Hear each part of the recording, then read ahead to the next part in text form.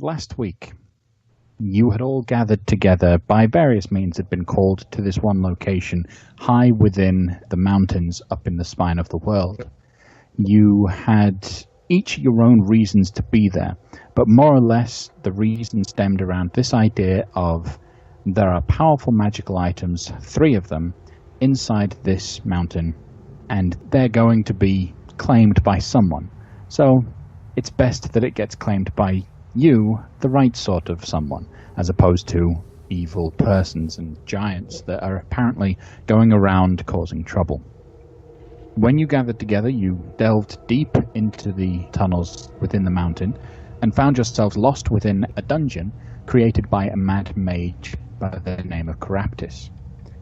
Upon entering the dungeon, you found yourselves presented with 3 tunnels. One to the left, one straight ahead, and one to the right. You decided to venture straight forward and go through the areas that you could see. You encountered a lot of water-based situations, a pool full of kelpie, and a huge boiling lake which housed a giant crab. After dealing with those and a number of other small puzzles, you managed to acquire one of the 3 legendary items, a trident by the name of Wave. This trident, which has been in the care of Loic during this short rest, is now attuned to Loic and has a affinity for sea shanties and being quite boisterous.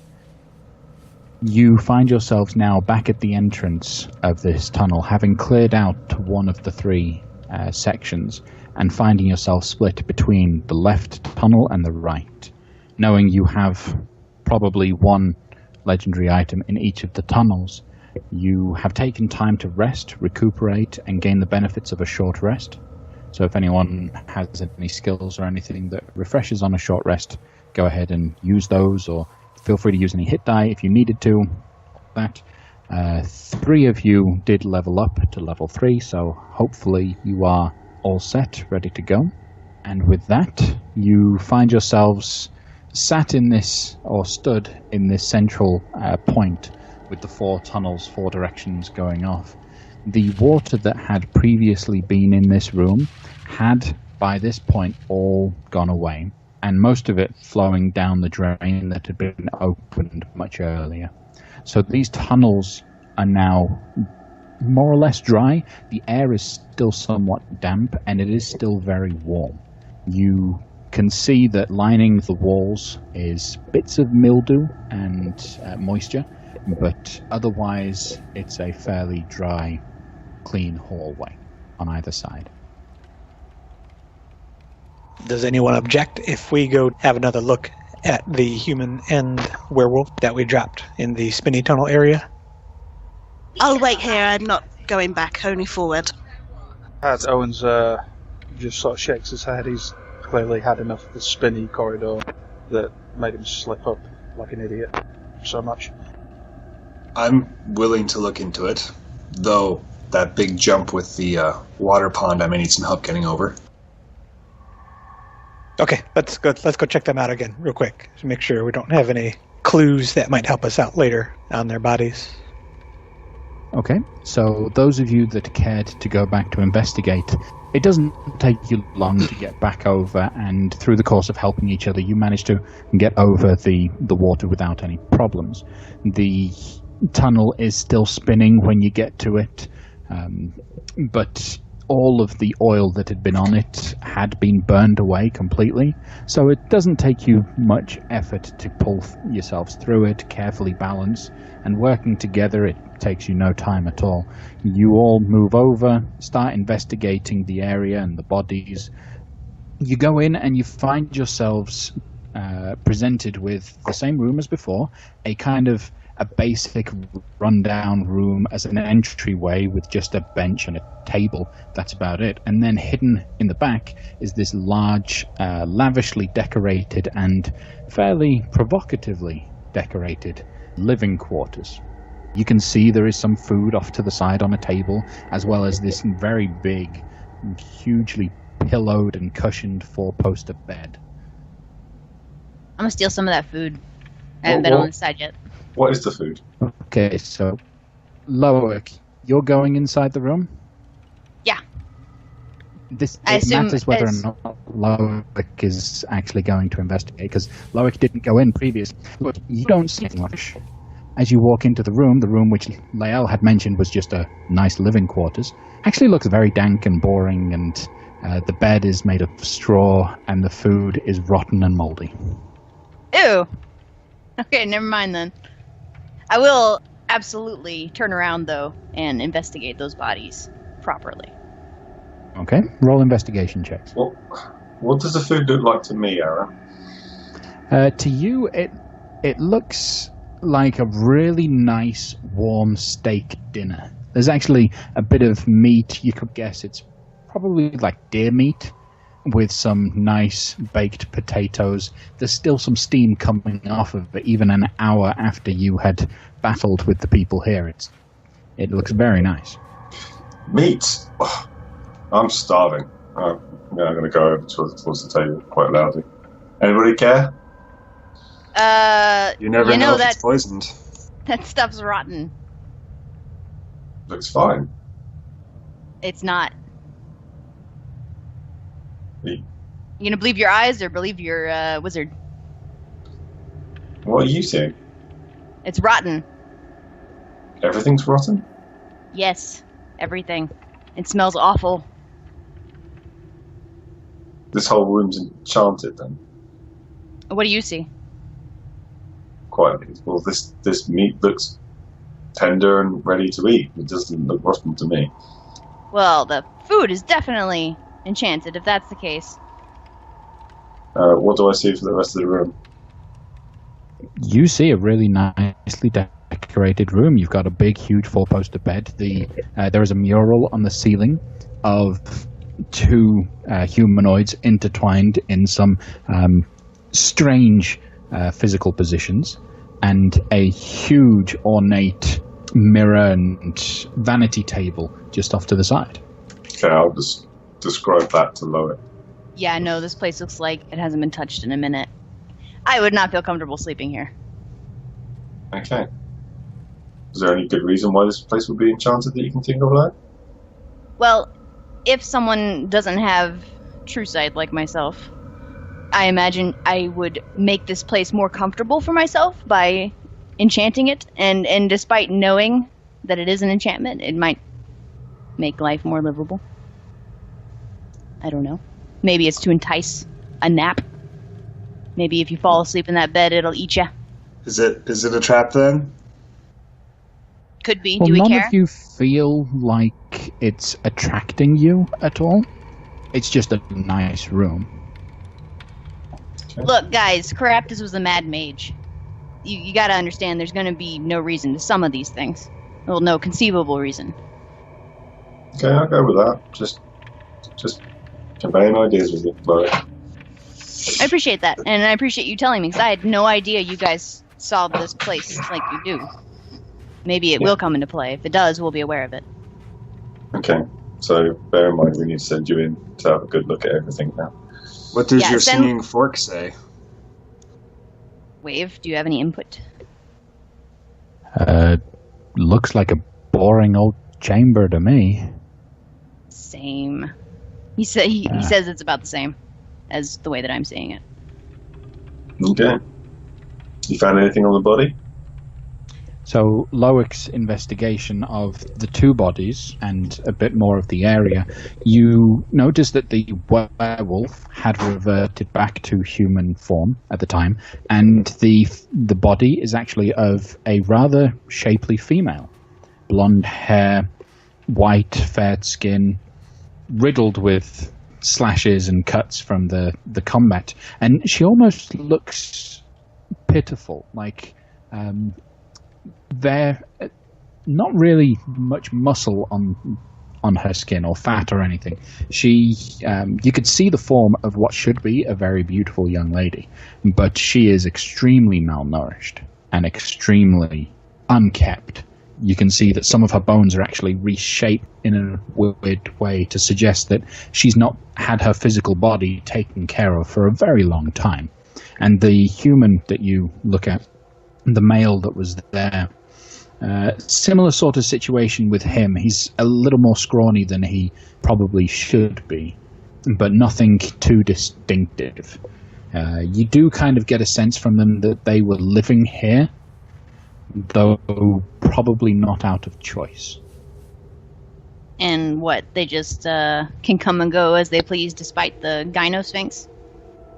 Your knowledge, you would have kind of figured from the way they were, how lavish the room should have looked to someone other than yourself. Probably they didn't.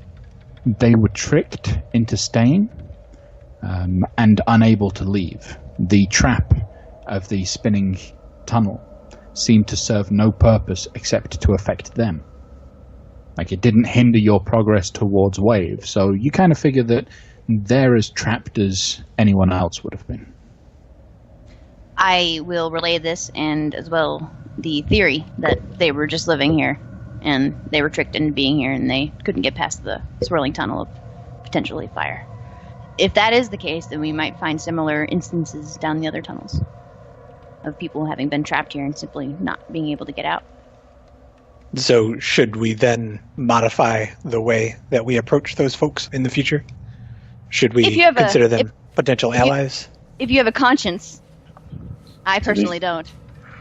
To be fair, they shot first on this instance. I didn't actually shoot them. Yeah, they took any aggressive action, so that's not very dissimilar to a cornered animal, though, and once you give the cornered animal some food, they're your friend. If you want to try to make some allies here, we may be able to. But as Aaron said, the thorough, safe way to go is just shoot first and ask questions later. Okay. Let's head back to Lael and Owen and Gideon, maybe. Feeling a little more comfortable with the tunnel that you'd gone through now the third time, you head back and regroup at that point. Aaron, you said that you sensed monstrosities nearby? Yeah, we've got something down the west tunnel, about 200 feet away. West would be the direction I would go to. If I was a wizard setting it up, I would acknowledge that people around here read left to right, and so I would save the hardest, most awesomest, legendary weapon for the last left corridor. Wave has told me that Black Razor is the eldest of the three of them. I'm just a fan of not leaving enemies behind us, so I'm all for heading towards the folks that we know exist.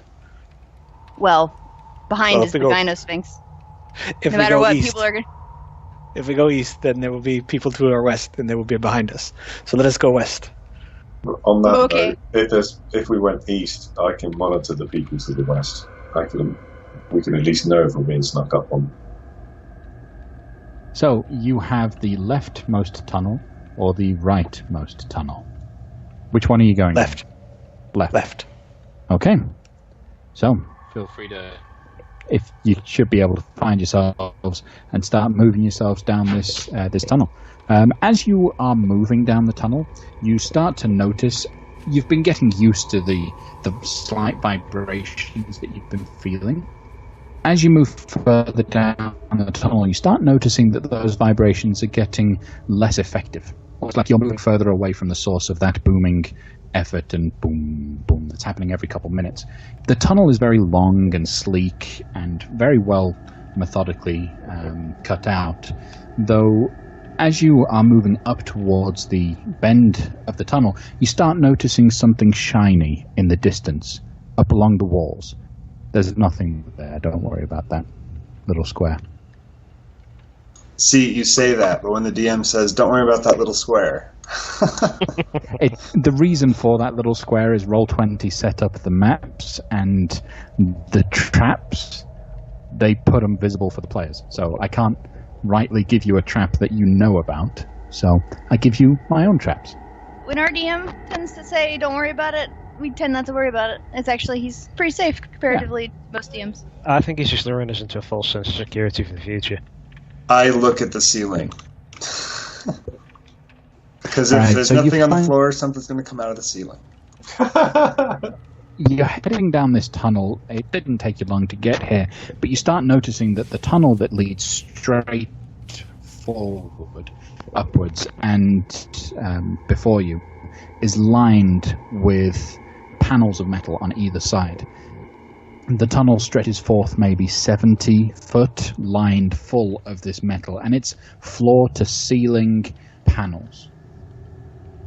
Gamel's going to take his light crossbow and just shoot a bolt straight down the hallway. So it should be quiet, but it'll go down the length of that corridor. I'm going to do that. Owen's draw his bow for now, just ready. Can he ready in action just in case something comes out? Yeah, you can do that. No problem. So you pull out your bow, you're ready to go. Gamel, you lift up your crossbow, aim for somewhere in the middle, and with a click, the bolt just flies out of the crossbow, and it seemingly moves through the air without anything really affecting it. Do me a favor, though, and make a perception check. Okay. The arrow seemed to be unhindered, didn't seem to be affected at all by the plates that were on either side. You didn't really gain any knowledge from this shot, unfortunately. That's fine. Other than the fact that physical material is unhindered when passing through.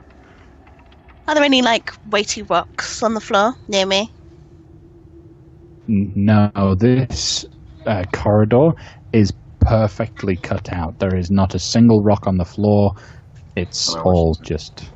Can I draw my bow and fire it in the middle of the hallway? Down to the floor? Sorry, Owen's going to take magic. No problem. So, Erin, you fire your bow into the floor. Yeah. Same thing. You fire it, it hits its mark that you were aiming at, and then rebounds and shoots off when it hit the floor. I need you to also make a perception check. You don't really see anything special about, nothing really happened, unfortunately, when you did so. Owen, you push out your senses for detect magic, and you don't sense any magic whatsoever. Can I tap Owen on the shoulder and trade places with him and be like, excuse me? And I would like to, without touching or stepping in front of the panel, evaluate the side of it where it meets the wall. Okay. You spend a good couple minutes to look over it. It seems perfectly inserted within the wall. The wall kind of encroaches over it. You can see that it probably dips into the wall by a good inch or so. It's a nice thick piece of metal that's in front of you, and it's perfectly flush with the wall. Well, not flush, rather. It's in the wall, and there's no gap around the joints. So, no way to stick a shiv in there and pry it out or anything? Not really, no. Do I know that Owen used detect magic? Yes, because he would have had to use verbal and somatic components, which you would have recognized. So. Detecting magic might not work if there's no magic actually happening at the moment. Oh, right. Sorry. I would like to hold my staff out horizontally, so this way, and then walk forward. So right before the plates start, stick my hand out in front of where the plates are, engage the immovable rod, and then walk underneath it so that I'm still in that first group of metal panels. But if they were to suddenly slam shut, for example, they would meet my staff. Okay, so you reach out with your staff. What's your staff made out of? It's a type of metal, isn't it? It is wood. I remember. It is a wooden staff. I cast Shillelagh on it when I attack with it. Yeah, that's true. Okay, so you reach forward and you put the staff in place. You click it. It stays where it is, and you start to climb underneath it. As you start stepping underneath, make a perception check for me. You realize that your mithril armor and a couple other things are starting to get a little hot. I back up. everything metal on you starting to heat up ever so slightly as you stepped in front of the metal plates, and then you backed out and it returned back to normal. Right. Well, I disengage my staff and then I relay to everyone. All right. So at least this first set of metal plates made all of my metal bits hot. So that might be the thing we're looking at here. Maybe we should doff our metal armor. Aaron's curious if this is affected by just touching the plates or not, so he's just going to draw Hue and hover Hue over the first set of plates. Okay, so you hold Hue out in front of the first couple of plates. Yeah, Aaron's not on the plates, but he's putting the sword out in front of the plates. You do feel that Hue is starting to heat up in your hand, and after about a minute, if you hold it for more than a minute, it'll start getting uncomfortably warm in your hands. Okay, so it's not burning, but it's just uncomfortable. So right now it's uncomfortable. Okay, so it's like prolonged. If we're in that hallway for a prolonged time, okay. So we could probably dash across and be okay. How's it managing to do that without magic? Well, does anyone just have hide or leather and not a lot of metal on them who would just make that sprint? I could do that, I suppose. Jason, you're very quiet. It's the first time I've heard that. Right. Okay, so he basically says, how's it doing that, if not by magic? Well, no, it can be magic that actually accomplishes it. It's just that it requires something moving in front of it to activate, the condition to activate. And if it's not activated, then it's dormant and there's no magic coming out of it, so a detect magic spell would not work. Detect magic is for 10 minutes, so would he have detected anything when Aaron stepped under there then, and it activated? No, you wouldn't have detected it. You can be pretty sure that throughout this entire situation that there was no magical aura coming off of the plates themselves or the area of the plates. The only thing magical in the area is this group of people. Like when you hit detect magic, each one of them just suddenly lit up like a Christmas tree. Right, but there's absolutely that was all the magic you sensed. I didn't see anything when Taman stepped under it. Oh, really? Yeah. Huh. He kind of like bends his head and looks at the plate from all angles again. Loic, your fork talks, right? Giving the fork a moment to speak for itself. Yes, I do talk, thank you very much. And my name is Wave.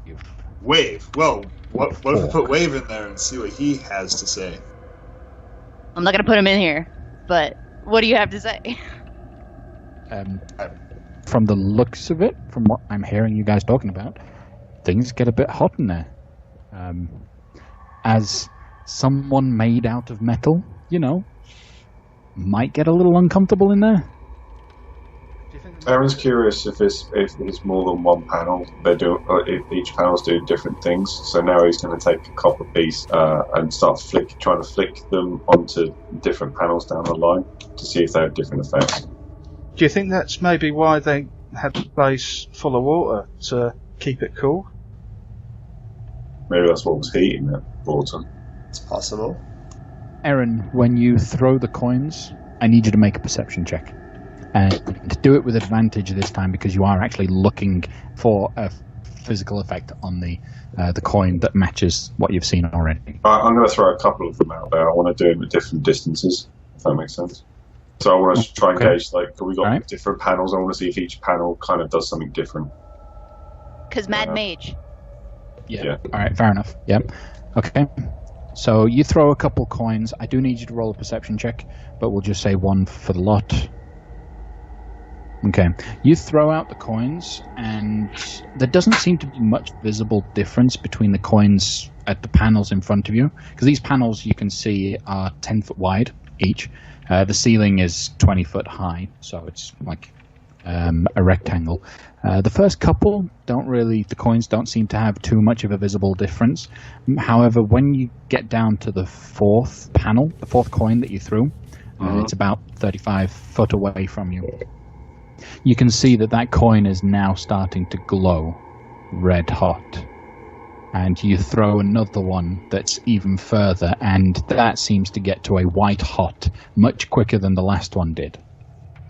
Owen's eyes just kind of widen in fear. It's quite obvious he was contemplating taking a sprint up to that precise moment.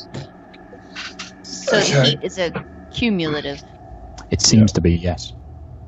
Okay, I'll knock off about 6 coins out. Maybe we should go down the other corridor. There might be an answer down there. Well, things that I can think of include sending a lightning bolt in the form of a ice bolt down the lane to give you a little bit more time. Another option is to take off all of your metal armor and put it in the bag of holding if it can fit, and then make a running leap. I can get myself and one other person across in perfect condition, but that's only...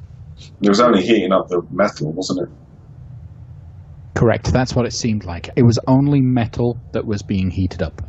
But we could put everything in the bag of holding and just walk across. Yeah, but everyone would have to remove their metal armor. And presumably most of our weapons. Yep. Before we doff our armor, or maybe at the moment we doff our armor, it would make sense for Loic and Lael to dimension door to the other side to find out if there are foes, because we would not want to be caught unawares. And if it's something that we can't handle, I'll throw a wall of force up or something. Does that sound like an agreeable plan to everyone? Good, because I wasn't taking my armor off. It takes me 10 minutes just to put the bloody thing on. Okay, well, I'm going to start taking my mithril armor off. Aaron's going to take his, he's only got an armor plate. He'll take that off, but then he'll put all of his swords into the bag of holding. He'll sort of open it up for everybody to be able to dish their own stuff into it. But didn't we agree they would dimension door to the other side first before we took off all our gear and armor, so that if something came charging down the hallway, we weren't standing here in our skivvies? Yeah, Loic was kind of giving you guys some time. He doesn't want to be the guy that gets eaten. So if something happens, he wants you guys to be closer to being capable of rushing to the rescue. But that's all his design, so he's kind of like stalling. No, I can agree with that. If some of you don't want to do that, like the range people, can not take their armor off. Well, Owen's got leather armor, and he carries a wooden longbow. The only thing really he's got that is immediately on his person that's metal is his sword. Arrow tips, maybe? Don't know how that's going to work. I'm gonna go that way. We might as well say buckles as well. Well, you could just break off the heads of 3 or 4 arrows, and there's a functional. It's not a broadhead, but it'll go through stuff. Is that getting a bit too nitpicky? You might not know. There's a chance, depending on the material that your quiver is made out of, that if the metal heats up, it could heat up enough to either burn through your quiver or possibly meld together into one big arrow. Is that the same for the leather armor and the buckles? No, it would get uncomfortable, but there's not nearly enough metal in one concentrated area of your leather armor to be considered harmful. It's only the fact that you have 20 metal-tipped arrows all in one small spot that is potentially dangerous. Realising this, Owen just he starts unslinging his quiver and unhooking his sword. He says, "Seems like this thing was designed to take our weapons away. I don't like it." Don't worry, I'll protect you until then. Give them to me, and I'll carry them through. Alright. And he hands his weapons to Lael, except for his bow. Okay, right, so is Loic and Lael dimension dooring across? Yeah, he turns to her and says, "I guess we're up. Grab on."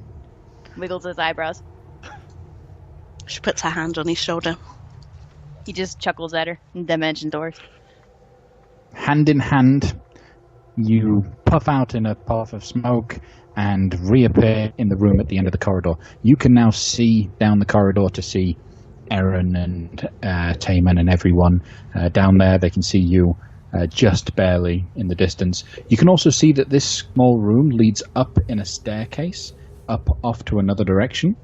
I need you to make perception checks for me. It's the lowest perception check I've ever done since getting the robe of eyes. It's a 15. And you would have had advantage because of the robe of eyes. And yeah. What did you get, Lael? 19. You can't see it. So 19.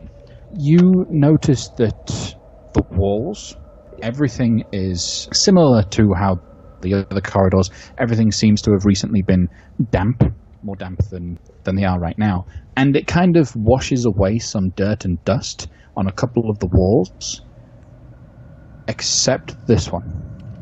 This wall seems to look a little bit different from the rest, almost a little bit greener, a bit more mildew on it. Aaron's going to shout, "Are we good to go?" I don't know. Lael's gravitating towards something. I guess I have to do an investigation check to check it out. What's your passive intelligence? No idea. What is your intelligence score? 10. 10. Okay. All right, so your passive intelligence is 10. You would have to start feeling around to the door. However, you do hear behind the door, quite loudly, the sounds of a couple things moaning. Almost like a... Divine senses, please. You start pushing out your senses to see what you can sense, and you do sense undead. I turn to You Loic. sense quite a lot of undead. Okay, I then turn to Loic and I go, there are undead behind this wall. A lot of them.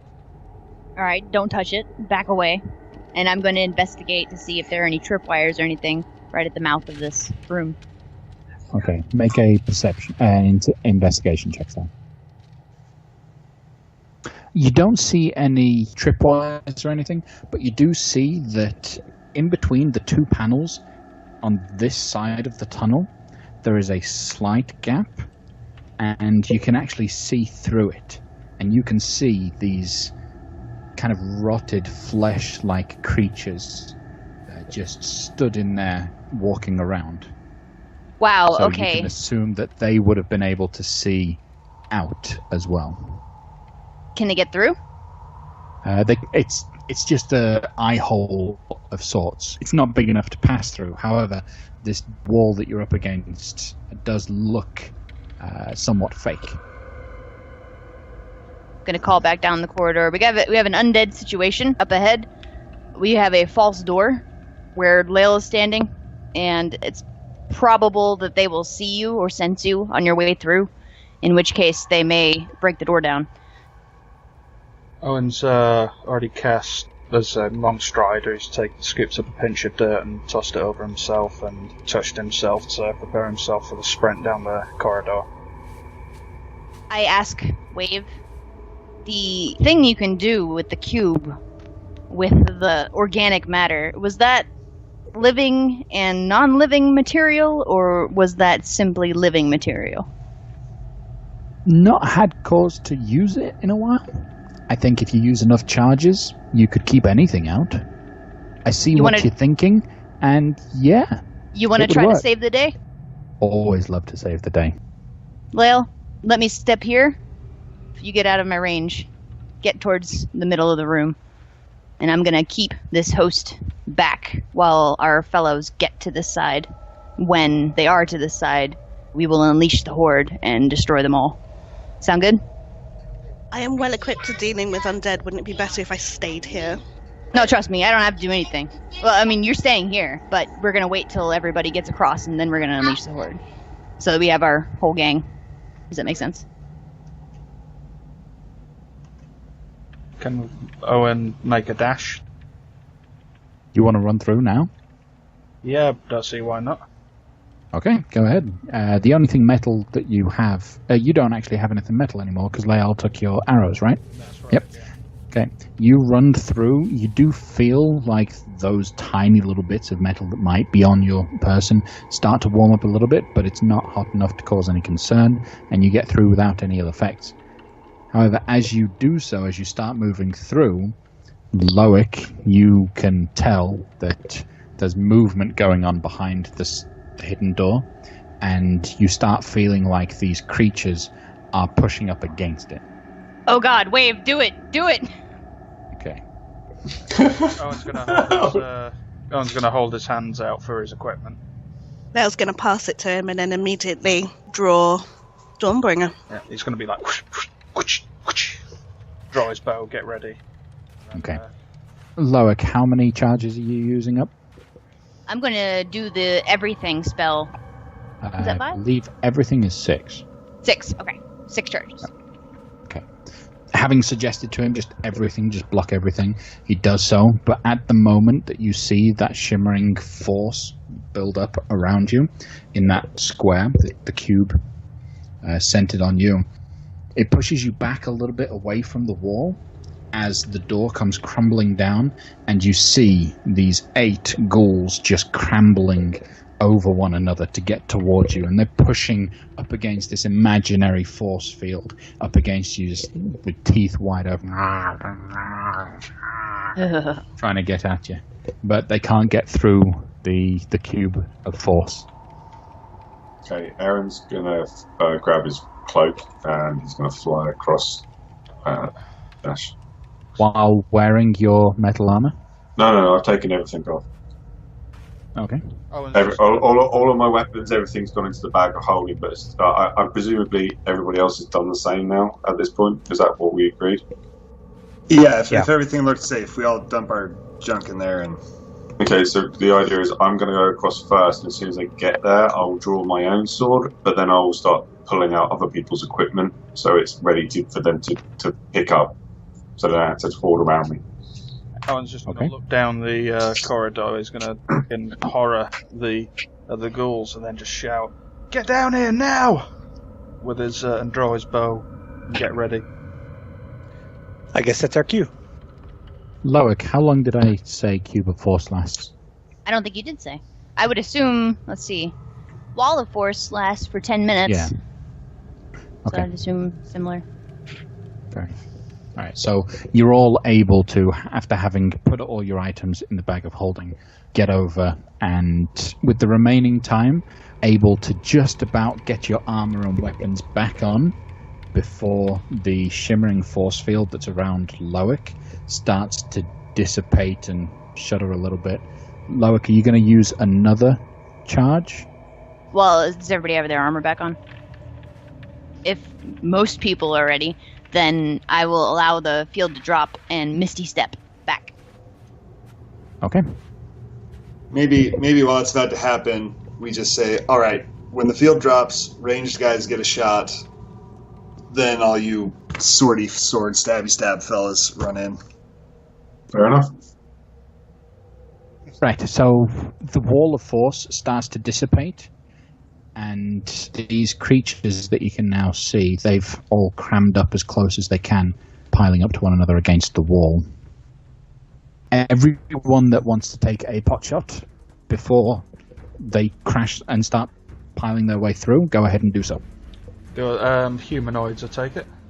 No, these are undead. They don't count as humanoids. Okay. Well, Owen's going to take an attack.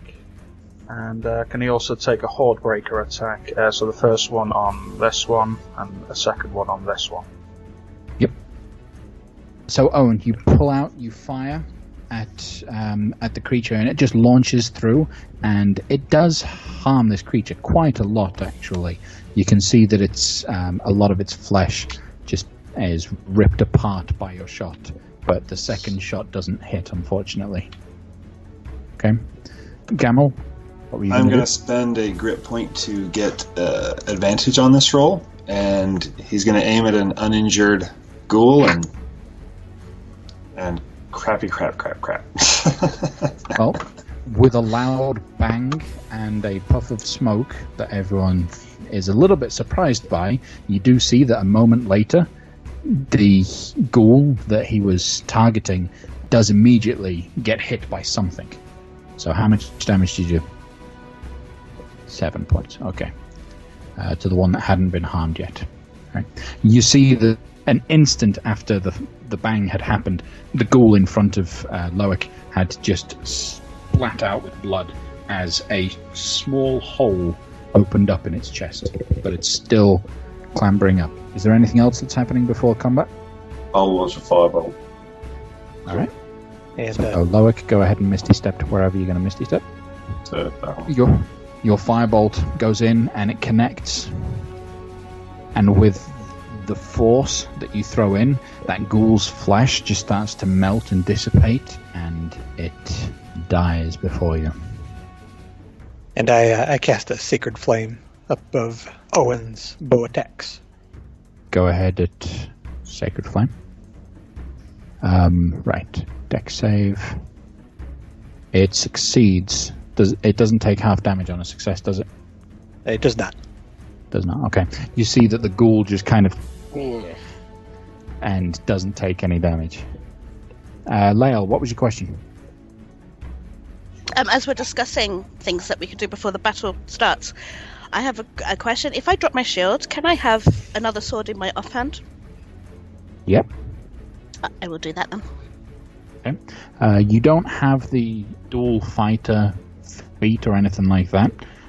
So the way it would work, if I'm correct, Erin, you can, or someone else might be able to correct me. You can make an attack with your normal right hand, and then make a bonus action attack with your other hand, but you don't get to add your modifiers to it. Yeah, the weapon has to be light. You can't use long swords unless you have the dual feat. How heavy? So when you say light weapon, Short Has to swords, be listed basically. as one of the light weapons. But if this is Dawnbringer, she can change the shape of her blade, right?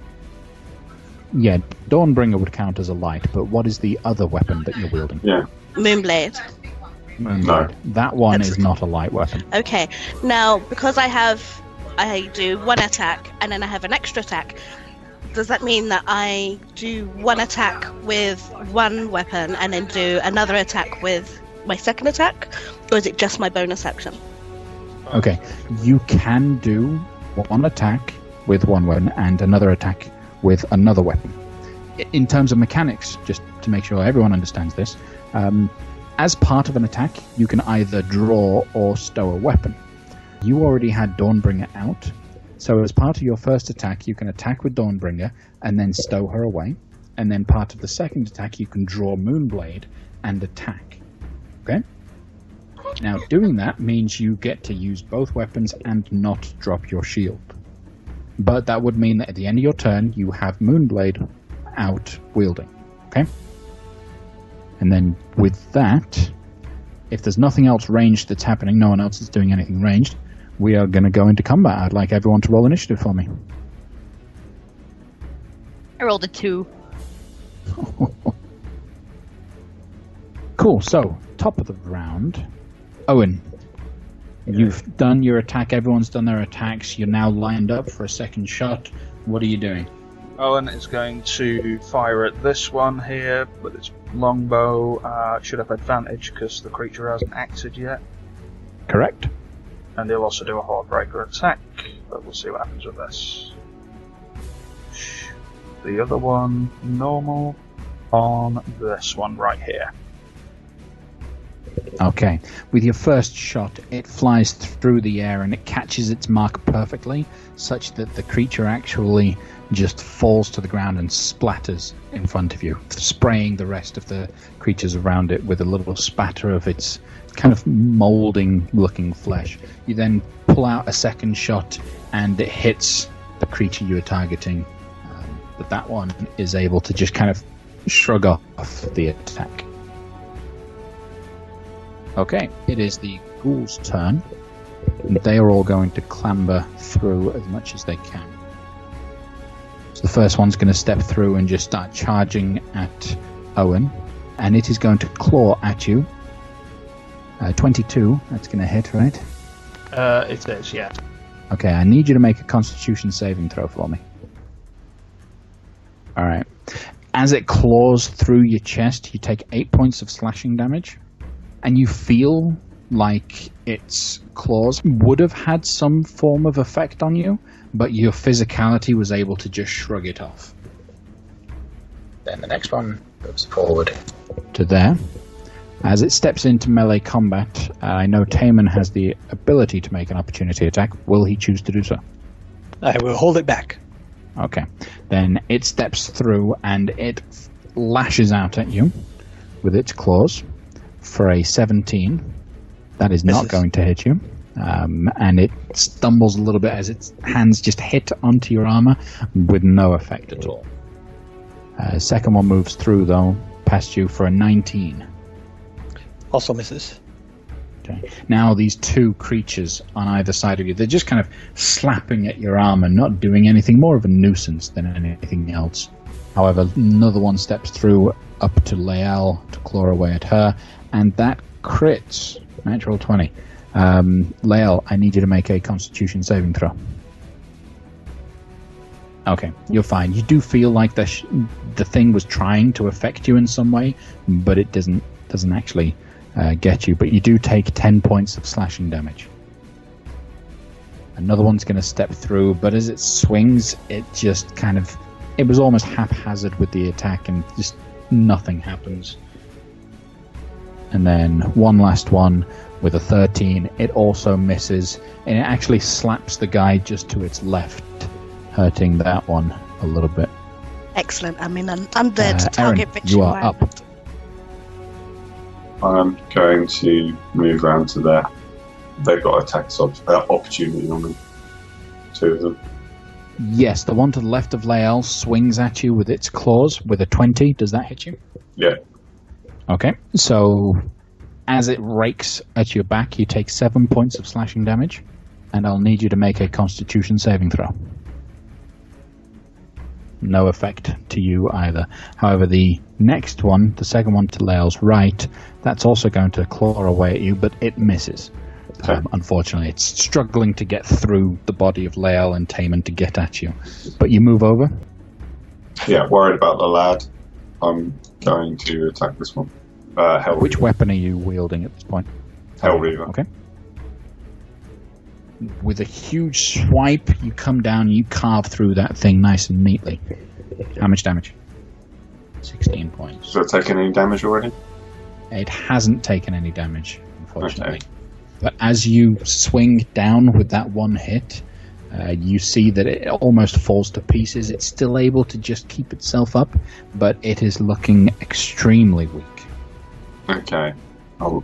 Knowing that one's probably not going to require much more of a hit, I'll turn on the one behind me. That's tame. That one? Yep. And I'll attack that one instead now. If only you would have been one square over. Yeah, you know. That's alright. You slash at the first one, you carve through it, you then spin around and swing at the creature behind Taman. Go ahead and roll damage. So, just the 12 on that one. You carve your way through, and you actually manage to sever one of its arms off of it, but it is still standing. That one didn't take any damage either, did it? No, it hadn't taken any damage previously. Okay. So it looks as bad as the one just on the other side of you. Okay. That's it for you? Yeah. Okay, Taman. So I cast Shalala with a bonus action. And then I clear my throat. All right, you primitive screwheads, listen up. You see this? This is my boomstick. And then I cast Booming Blade. And then I attack the fellow directly in front of me. In front of you, is that below you? Yes. Okay. Go ahead and roll me an acrobatics check. An acrobatics check? Yeah. Why not? Apparently not. So you swing this quarterstaff, and you do miss the creature. However, it hits nice and hard against the ground, shaking you a little bit, but you keep yourself composed, as it were. But no effect to the creature you were attacking. Well, that was very anticlimactic. Alright, I will end my turn. Okay, then Gideon. Gideon is going to reach within the folds of his new piece of chainmail and pull out an amulet that seems to be of a rising sun. And he's going to speak a prayer in Celestial and use his channel divinity to turn the unholy. Okay. As an action, you present your holy symbol and speak a prayer, censoring fiends and undead using your... Make a wisdom saving throw. Okay. As you do so, you notice that... well, actually, no. Make me a perception check. Okay. You notice that as you channel your divinity into this attempt to turn these undead, each one of them, their skin on their chest starts to just flare up a little bit and carve itself into some form of a strange rune, and then it disappears, and you see that you have had no effect over these creatures. Okay. Anything else from you, Gideon? No. Alright. Gamel. Gamel is going to drop his musket and pull out a slightly smaller pistole and shoot at that guy above Taman. Definitely hit. And with an explosion, the creature's head just disappears in an instant. And Gamel shouts, "That's a boomstick!" Lael? With Dawnbringer, I'm going to attack this guy here. So that's a 25 to hit. That'll hit. Which does 10 points of radiant damage and an additional 1 points of damage. And then I'm going to step up. Which one? The one to the right, below? That one, okay. Okay. That kills. That creature Excellent. just crumbles to the floor before you. I'm then going to store her and draw Moonblade. And then I'm going to do another attack. I'm going to whip around and do this one. And that is a 21 to hit. That hits. Which does 13 points of radiant damage and an additional 13 points again. Okay. In your training, you've actually practiced this method of stowing one blade and pulling out another one, and while you're pulling it out, it just cuts neatly through the throat of the ghoul behind you, and you didn't even really look at it. It was just in that motion, and you kind of get the sense that it fell behind you. You hear this as a hunk of flesh just falls to the ground. I feel cool. I end my turn. Loic. Can I lean over? Well, Gamel's short, right? Yeah, he's a dwarf. Yeah. So this guy would have partial cover? He would have, from that position, he'd have 3/4 cover from Aaron and Owen. Okay. On you. But not full cover. 'Cause, Not full cover, no. okay. I'll firebolt that guy. Okay. Boom. Goes the undead. Okay. Your firebolt goes through, and it just passes Aaron's head as it hits the creature, exploding the creature. Aaron feels a little bit of a singe of his hair, but much else. And yeah, the creature just falls to pieces. I look very proud of myself and dust my hands. Owen, the creature just exploded in front of you. What are you doing? Yeah, Owen sort of blinks in surprise, but automatically, without missing a beat, storms forward, drawing back in his bow, and he's going to aim his first shot at this one. That hits with a perfectly aimed shot. And can he hit the other one from here? It sort of looks like clear line of sight, unobstructed. It has 3/4 cover on it from you. So you have a chance to either hit the one in front of it or lay out. Would that count if he moved another 5 feet, or is it still the same thing? It's still the same thing. In order for you to not have 3/4 cover, you'd have to go on the other side of Lael. He'll have a crack at the other one. He's a horde breaker. Okay. Horde breaker ability gives you 2 attacks each turn, or doesn't it allow you to hit one and then hit another that's next to it? Yes, basically. So it's only Okay. for something's within 5 feet of it. Yeah, so you would have to make the shot against the second one. You can't make 2 shots against the same creature. Yeah. So you take your shot at the one in front of Lael, and you time it perfectly, and it does hit. it looks extremely weak from the attack. It almost crumples before you, but it's still standing, still a nuisance. Anything else? Yeah, I'll use the last of his movement to just edge back to safety. Alright. Then the ghouls, this one will step around Lael to here and actually swipe at Gideon with his claws. A 7 isn't going to hit you, Gideon, but you just feel this thing slapping at your chest, but it doesn't do anything. However, the other ghoul, the last remaining ghoul, is going to swipe at Lael. And again, these things are weak, they're unstable, no effect when it's just trying to swing aimlessly at Lael. So, Aaron. Okay, as a bonus action, I'm going to second wind. He will then... so he's one to there. Attack that guy. So you swipe at that one, you do hit it, and because it's on really low, I'm going to probably assume it's going to die. Go ahead and roll damage. Yeah. You run in, and still in the momentum of the motion of moving, you cut it from before Lael, and it does just die. Cool. Then I'll continue my movement motion to the last one. Okay. Gonna make another attack? Yeah. Alright. And then bouncing back from the first attack, you swing and poke through, and you kill the last ghoul. Everything seems to calm down now that the ghouls have all just fallen into a mass of flesh and gore at everyone's feet. Okay, Aaron wants to just take a poke in that room to see if there's any kind of lever or trigger that might turn off the panels. You take a look in that room and you don't see anything at all. Nothing that should affect it.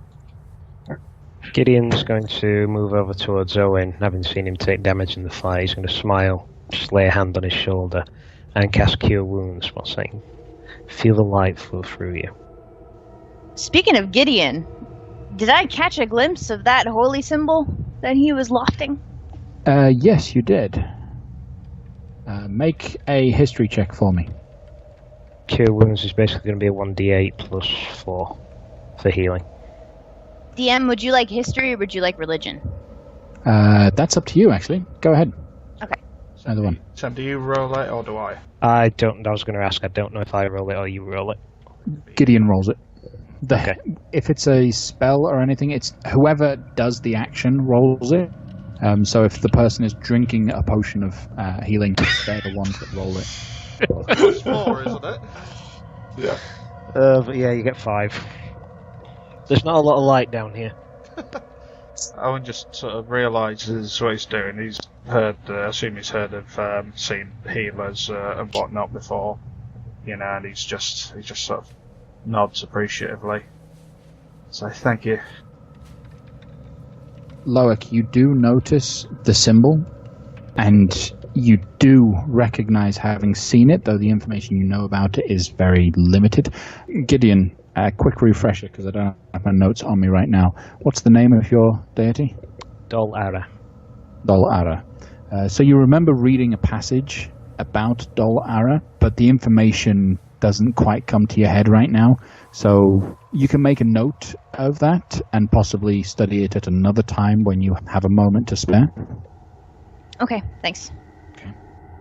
But I would just say that it's not a typical deity. So if there's nothing else that's happening in that little room, are we adventuring on up through the rest of the corridors? Assume Owen collects half his arrows back. Yep, half of your expended arrows. And there's nothing valuable to have gotten from their bodies. Right, so you step up through the staircase, and it doesn't go up too far, just about 5 foot up to that ledge. You see in front of you a big wooden door. It doesn't appear to be locked, it just needs to be twisted and opened. Just a quick one, DM. The room that got embedded into their chest, was it gone, or is there still evidence of it? Would I have recognised, I presume that this ties into perception, but would I have recognised what that was? You can do me a history or a religion check. Okay. You know of certain people, certain necromancers in particular, have in the past been able to protect some of their creations, some of their undead, with a magic that protects it from being turned. So this would have been such a thing. DM, I'd like to cast Divine Senses again to see if I can sense any more undead beyond this door. You don't sense any undead at all. From all of your senses you push out, you can't sense any undead as far as you can reach. Can Aaron see if he can sense the monstrosities, how close they are to the proximity to them at the moment? So they're still about 100 feet away to the, what would be, southwest position of you. They don't appear to have gotten any closer to you at all. Okay. Can we have a listen on this door? Can smells or sounds? Just see if after a couple moments, you don't smell anything, you don't hear anything. It seems to be a very quiet room, in fact. Though the temperature of the door feels a little cooler. It's quite refreshing, actually. Lau pushes it open with her foot. The door swings open easily as you push it open, and the scene before you is an interesting one. You step out and you can see immediately to the right there is a pit that drops down 10 foot into a pit filled with spikes.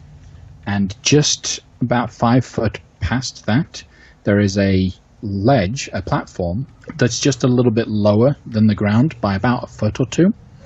And that ground has this beautiful, shimmering look to it. It just seems to reflect everything. And you look past and look across, and there's a similar ditch on the other side that you can just about see the tips of some spikes on the walls at that point, and then up a ledge is the other platform. Okay, let's not mess about with this. I can fly over. If Taman can... How does your flight work, particularly? If it's not bright light, I can fly. So for example, you could fly along the wall and put in some pin and spikes and some ropes so that we could... No, I have to grab the edges of my cloak. I can't physically do any activities with it. I see. Although Loic has the ability to cast fly, if that's what you're thinking. Well, I'm just wondering how to get us all across. If you're just going to fly, rather than try to circumvent this, maybe we just do some rock climbing along the wall there and just cross over it that way. Well, I was thinking fly with Taman's rod, connect it at one end with a rope. You guys shimmy across. We can connect the other end up or something. Any ideas? Can I investigate the platform and see if there's any magic attached to it and just generally what's up with it? See what I can see. Go ahead and make an Arcana check to be able to identify music. Okay. 21. All right. You don't actually sense any magic on the platform. However, you do sense some form of magical aura on the room itself. You sensed that this room is actually devoid of all magic. So magic doesn't seem to be working at all in this room. I'm gonna cast a prestidigitation just to check it. You even start experimenting and start asking you. Oh, sorry, I didn't hear any of what you just said. Oh, I just said I prestidigitate and I experiment a little bit. So you did perfectly. Yeah, through your experimentations, you realize no magic is working. And you just think about it, okay, magic isn't working, maybe magic items. You push out your thoughts to Wave, and there is nothing. Wave, where'd you go? I'm like grasping him and going, nobody! Darren's gonna ask, like, what's up?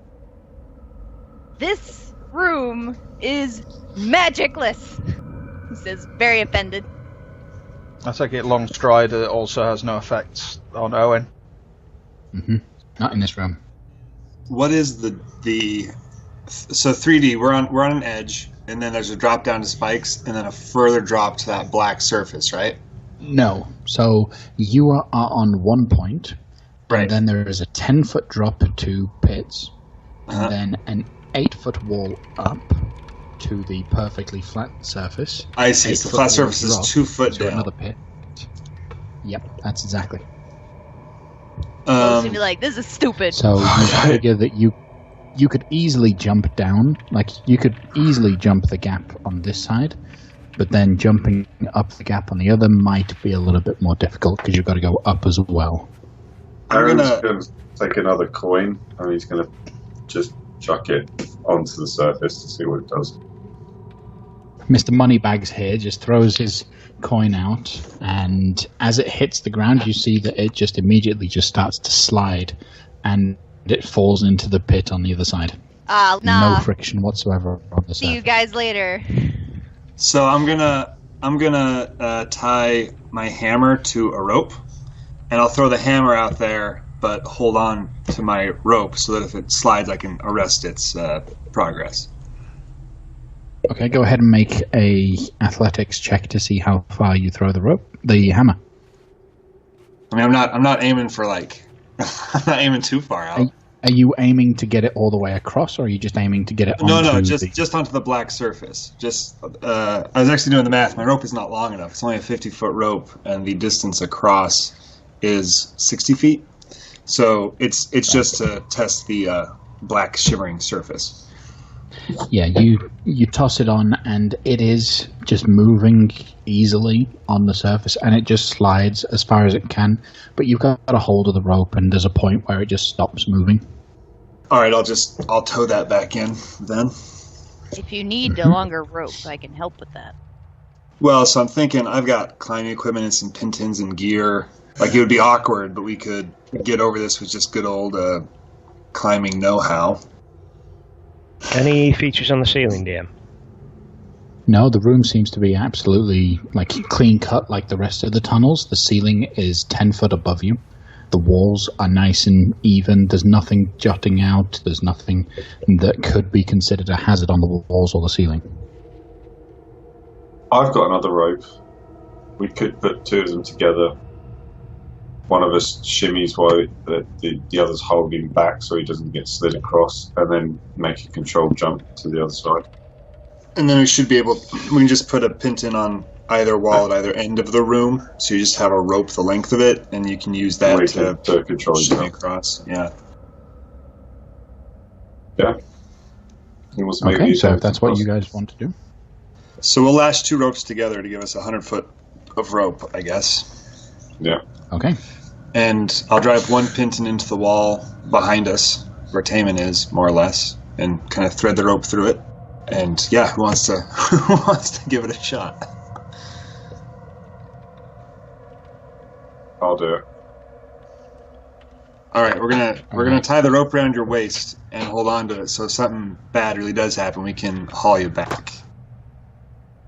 Get them to hold it taut, and then just. Well, yeah. We should say I have 100 feet of rope pooled at my feet, but I'm holding on.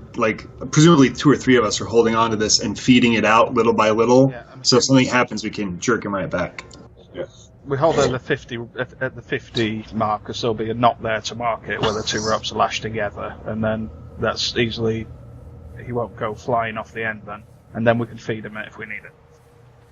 Well, we want to hold on to it because if there's a problem, or if he starts slipping or sliding, we don't want him to get away from us if he starts taking off. Yeah, right? Well, I didn't say let it go, but keep hold of it at the 50-foot mark, because No, do it in increments, because if you hold it at the 50-foot mark, you're going to get tugged from the force of me being pushed. Or if I just jump and you're already taut, we're just gonna feed this out. That'll be the same whatever length we hold.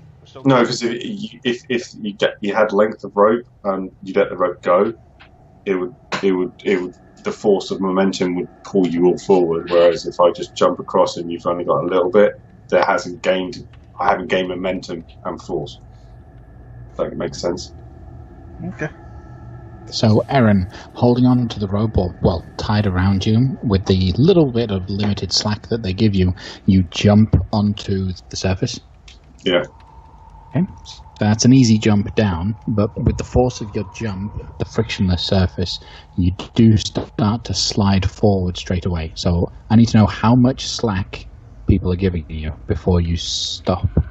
So we wouldn't just hard stop break it, but it would be, you kind of put the brakes on so that we don't get jerked off. You just, friction reduce that so that he hopefully only slides 5 or 10 feet tops. Okay. While you're sliding across and they're slowly feeding, a little bit of momentum is enough to slowly keep you moving, so they can feed off the rope little by little. But I do need you to make an acrobatics check just to be able to stay stood up throughout it. Unfortunately, as you step up onto it, you slip your footing underneath, and at about this point, though they're feeding you out, your feet come out from underneath you and you fall onto your back. Okay. You're still sliding. Well, once he falls down, I think we give it the final break, so he stops. So you stop in that position. I'll try and get myself back up. I need an acrobatics check or athletics to try and hold yourself up. Everybody ready for Bambi on ice? Okay. You do manage to push yourself up into a position to stand. You brace your feet good and secure. You're good for now. You're stood up. Okay. I'm going to have them sort of feed me again. Now I'll try and Silver Surfer it. You are stood up on a frictionless surface, or a extremely limited friction surface. In what way are you going to be propelling yourself forward along the surface? Okay, so it's not forcing me, it's just frictionless. Okay. Yeah. Use your sword! Yeah. Bro! Can I turn and sort of just gust myself? Does that work?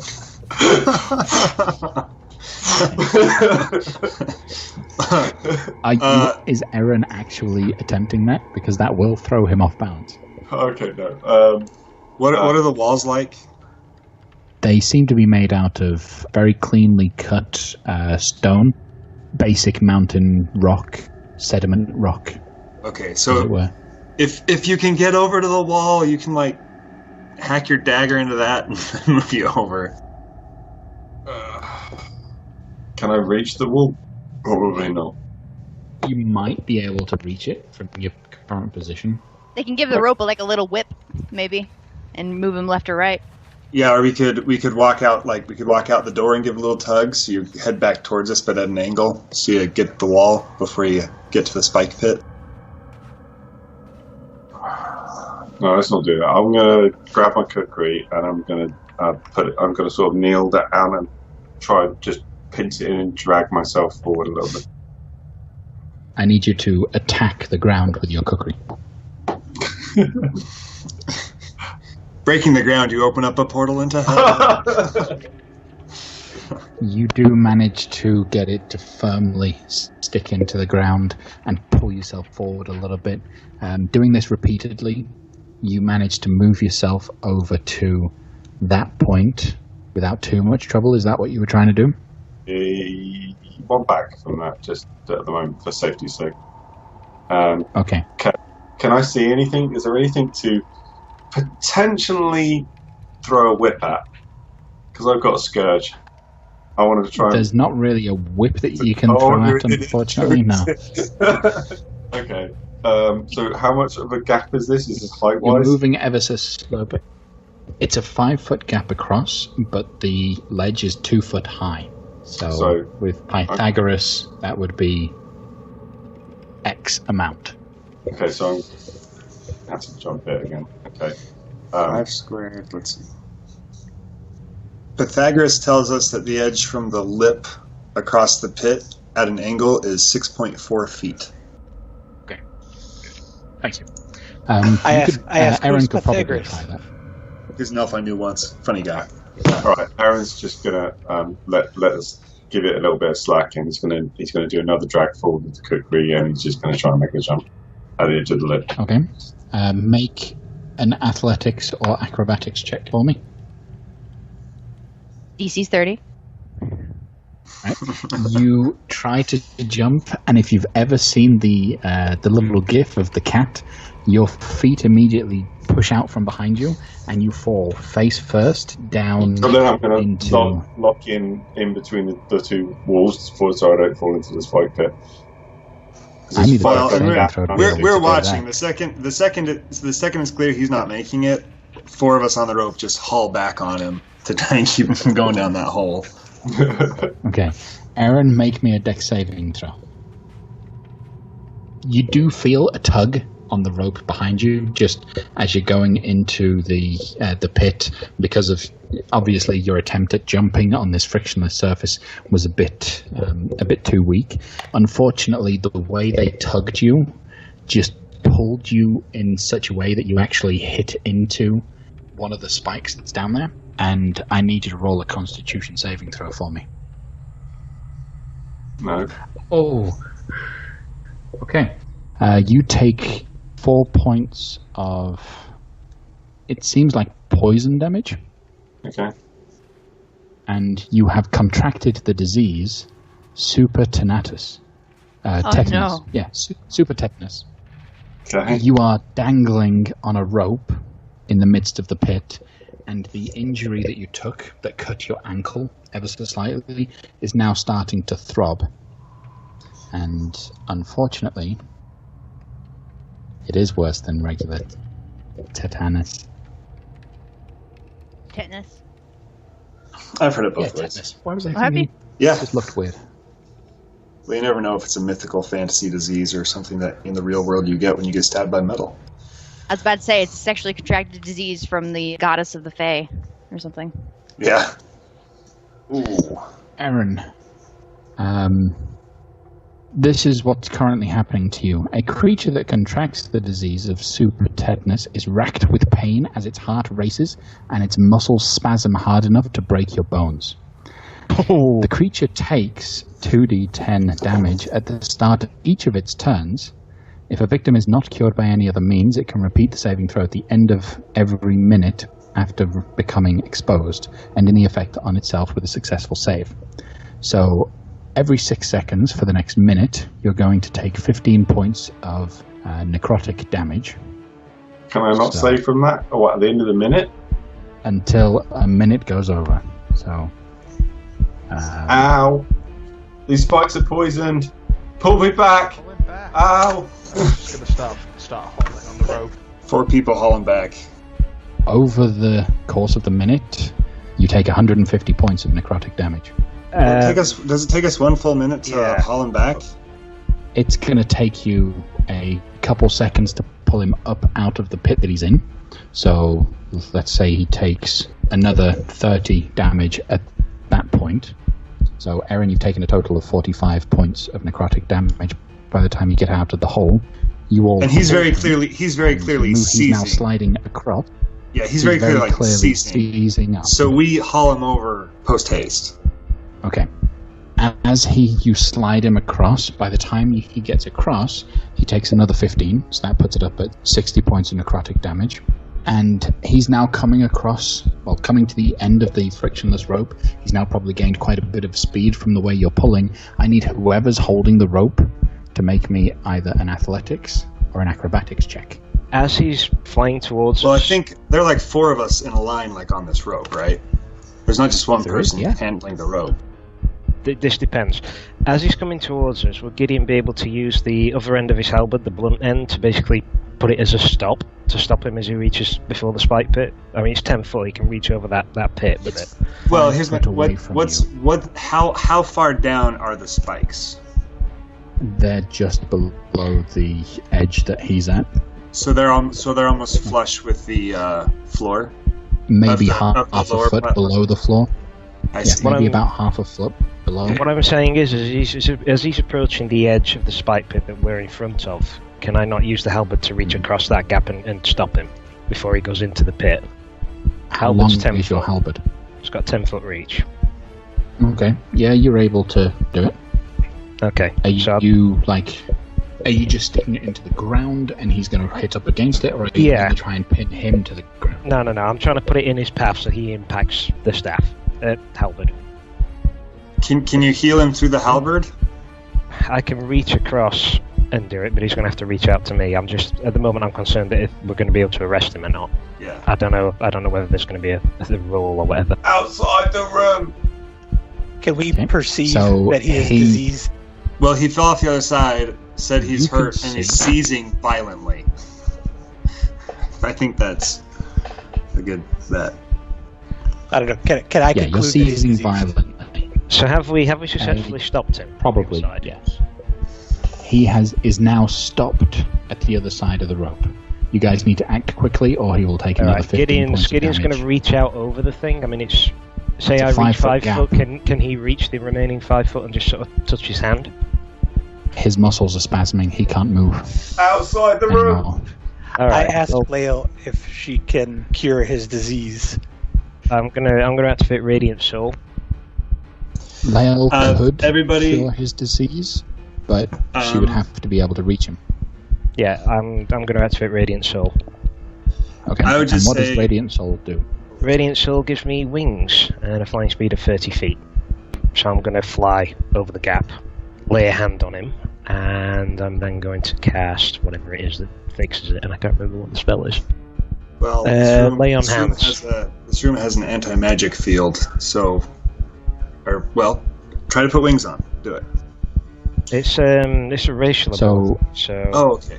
Yeah, his wings and his erasure ability, it's not technically magic. And lay on hands that is magic, though. For the sake of it, I'm going to say that you wouldn't know whether or not it would work, because we all don't, but I'm going to say that it doesn't actually work. Okay, So well- you fly over to him, you lay on hands, he takes another 15 points of necrotic damage. I'm going to pick him up and just fly him out of the, to the other side of the pit and out of the room. Is it just this area, or do we have to be up here to be out of the magic field? You need to be out of the door to be out of the anti-magic section. Well, yeah, it's a 30-foot flying speed, so I'll just take him straight out and try it again. Okay. And by the time you've moved over to the rest, because you had to fly over, attempt to lay on hands to realise it wasn't going to work, pick him up, and then fly out, and then try to heal him, Aaron takes another 15 points of necrotic damage. Okay. Okay. I don't And know what his then you're state is. able to use lay on hands to Cure cure him him of of the disease. Mhm. Aaron, your muscles immediately relax. You feel much better, but you feel like you are on the brink of death. Aaron's going to be slumped against the corner, convulsing, foaming at the mouth, complete disarray. Just, thank you, friend. That hurt quite a bit. Don't touch the spikes. And he's just going to rest there for a sec. Gideon's just going to lay a comforting hand on your forehead and just be at peace, child. And he's going to cast... What can I do? Was it? Yeah, Cure Wounds. I'm going to cast Cure Wounds again. Lael is able to heal you.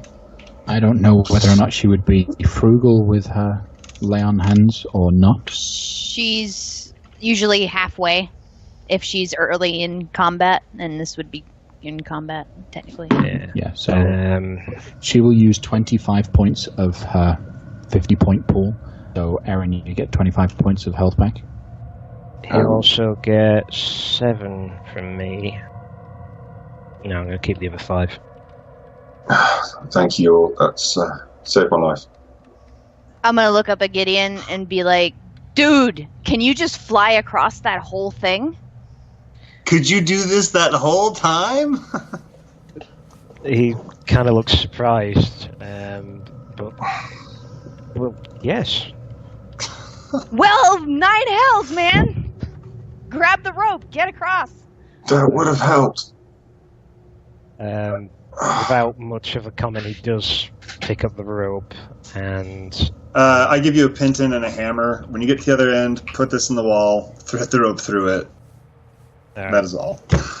He's going to streak across because he knows that he's got a sense that this is limited.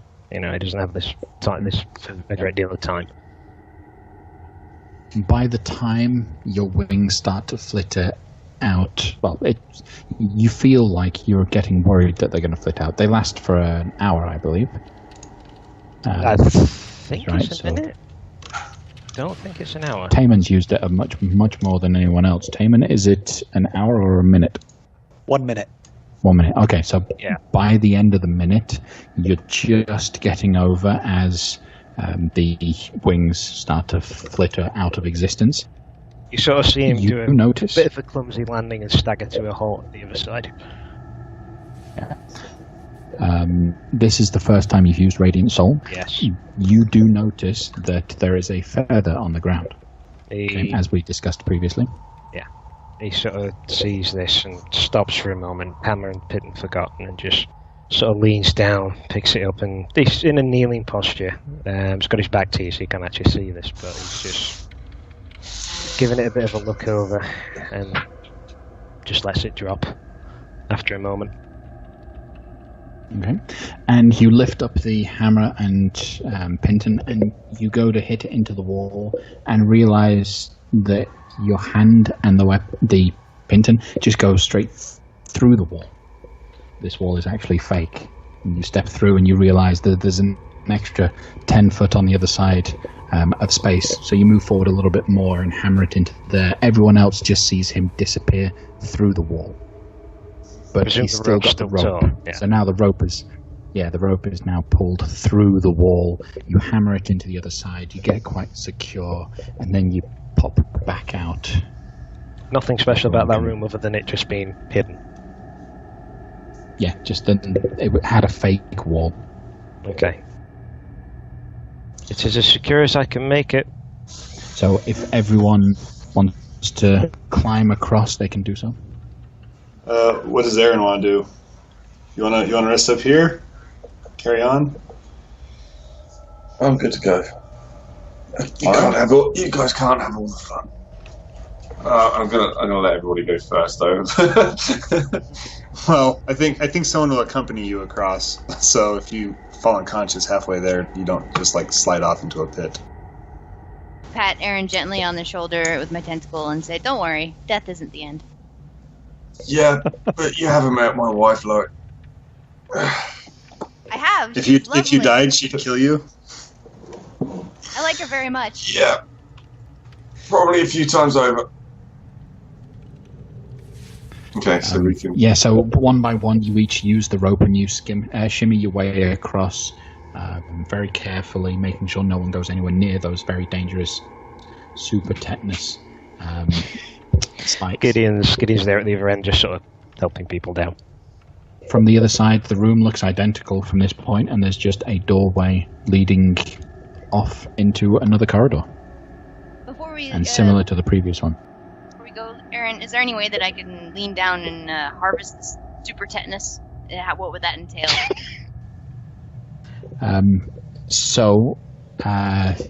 Are you planning on harvesting it into your tentacles? I don't know about that. I think I would ask to make an intelligence roll on that. See whether or not that would be a terrible idea. Go ahead and make an intelligence roll. 23. It seems like it would be a bad idea to put the tetanus inside your tentacle. Okay. Would I just be able to collect it into a vial then using a poison kit? It's a couple feet below this side, so for you to try and do that, you could try, but you risk cutting yourself on the spikes. Because it's a case of the metal spike is coated in this, so you'd have to get down and start fiddling with it. This is not worth it. Taman, I'm assuming you come too? Absolutely. Okay.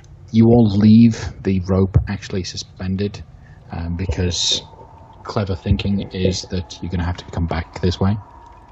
But you step out into the corridor, and same as the corridors before you, but this one divides almost immediately in front. You've got the corridor leads off down south, which is in the direction of where the monstrosities are, or you've got a corridor that heads north with a metal door in front of you. I imagine down south would be roughly where I feel the monstrosities would be. Yes, you sense the monstrosities down south, and in fact, you sense them still about 100 foot away from you. Can I go to the door and just listen? Yeah, you can. So make a perception check or an investigation check at the door. Can I pick? Yeah, you can pick. Okay. You swear you hear the sound of running water. but that's as much as you can gain from. I hear rushing outside of the water door. behind this door. Perhaps it is an outside way to the room that Wave was kept in. By the way, is Wave okay? Can he speak now? And now that you've stepped out, he wakes up, effectively, almost seeming like nothing happened. He was put into some form of stasis. One moment he's on one side of the room, and another the next moment he's on another side of the room. You opening the door? It doesn't appear to be locked in any way. Did you hear anything on the side of this thing, Owen? Can Owen also make a perception check to see if there's anything extra? Go ahead. You just about hear the running water. You also hear the sound of droplets of water hitting the ground. Just plop, plop, little drops. But that's so it's about not it. flooded to the No. top or anything? It doesn't appear to be flooded at all. Owen's gonna just ease the door open, curiously. Okay. You open the door and you start peering in, and you are presented with a sight that you, Owen, have never seen before. You've seen rivers. You've seen streams. You've never seen a river that's not just flowing through this room, but it's actually floating through this room. And you see on one side of the room is a large round hole, about 5 foot high, 6 feet high, and coming out of that hole is this big stream of water that's flowing through the air into another hole 5 foot high on the opposite side of the room. You see that lining the wall either side of you are 6 kayaks, each one built to fit at least 2 people in it comfortably. And you see that the water's running kind of quickly, but not too difficult to traverse. You could probably get the kayak into the water and ride the water if you wanted to. Now, looking at the way the water is flowing, it seems to be flowing almost in... I know this is a lot of information, trying to get the visual right for you. If you imagine a perfect circle that's cut right down the middle, the bottom hemisphere of the circle is the water, and the top hemisphere is the clear, open tunnel. Okay? So you could stay above the water and go through the tunnel if you wanted to. This just looks like a magical water flume. Loic! Magic! Oh, beautiful! This obviously is a method of transportation, whether or not it's friendly or not. Irrelevant at the moment. We should probably head down south and take care of what's there, and then come here and head towards whatever it leads us to. I'm gonna look at one of the kayaks really quick to see if there's anything special about it, or if it's just as described. They just appear to be basic kayaks. Nothing too special. There's definitely nothing magical about them. Alright. Right, so you're all heading elsewhere.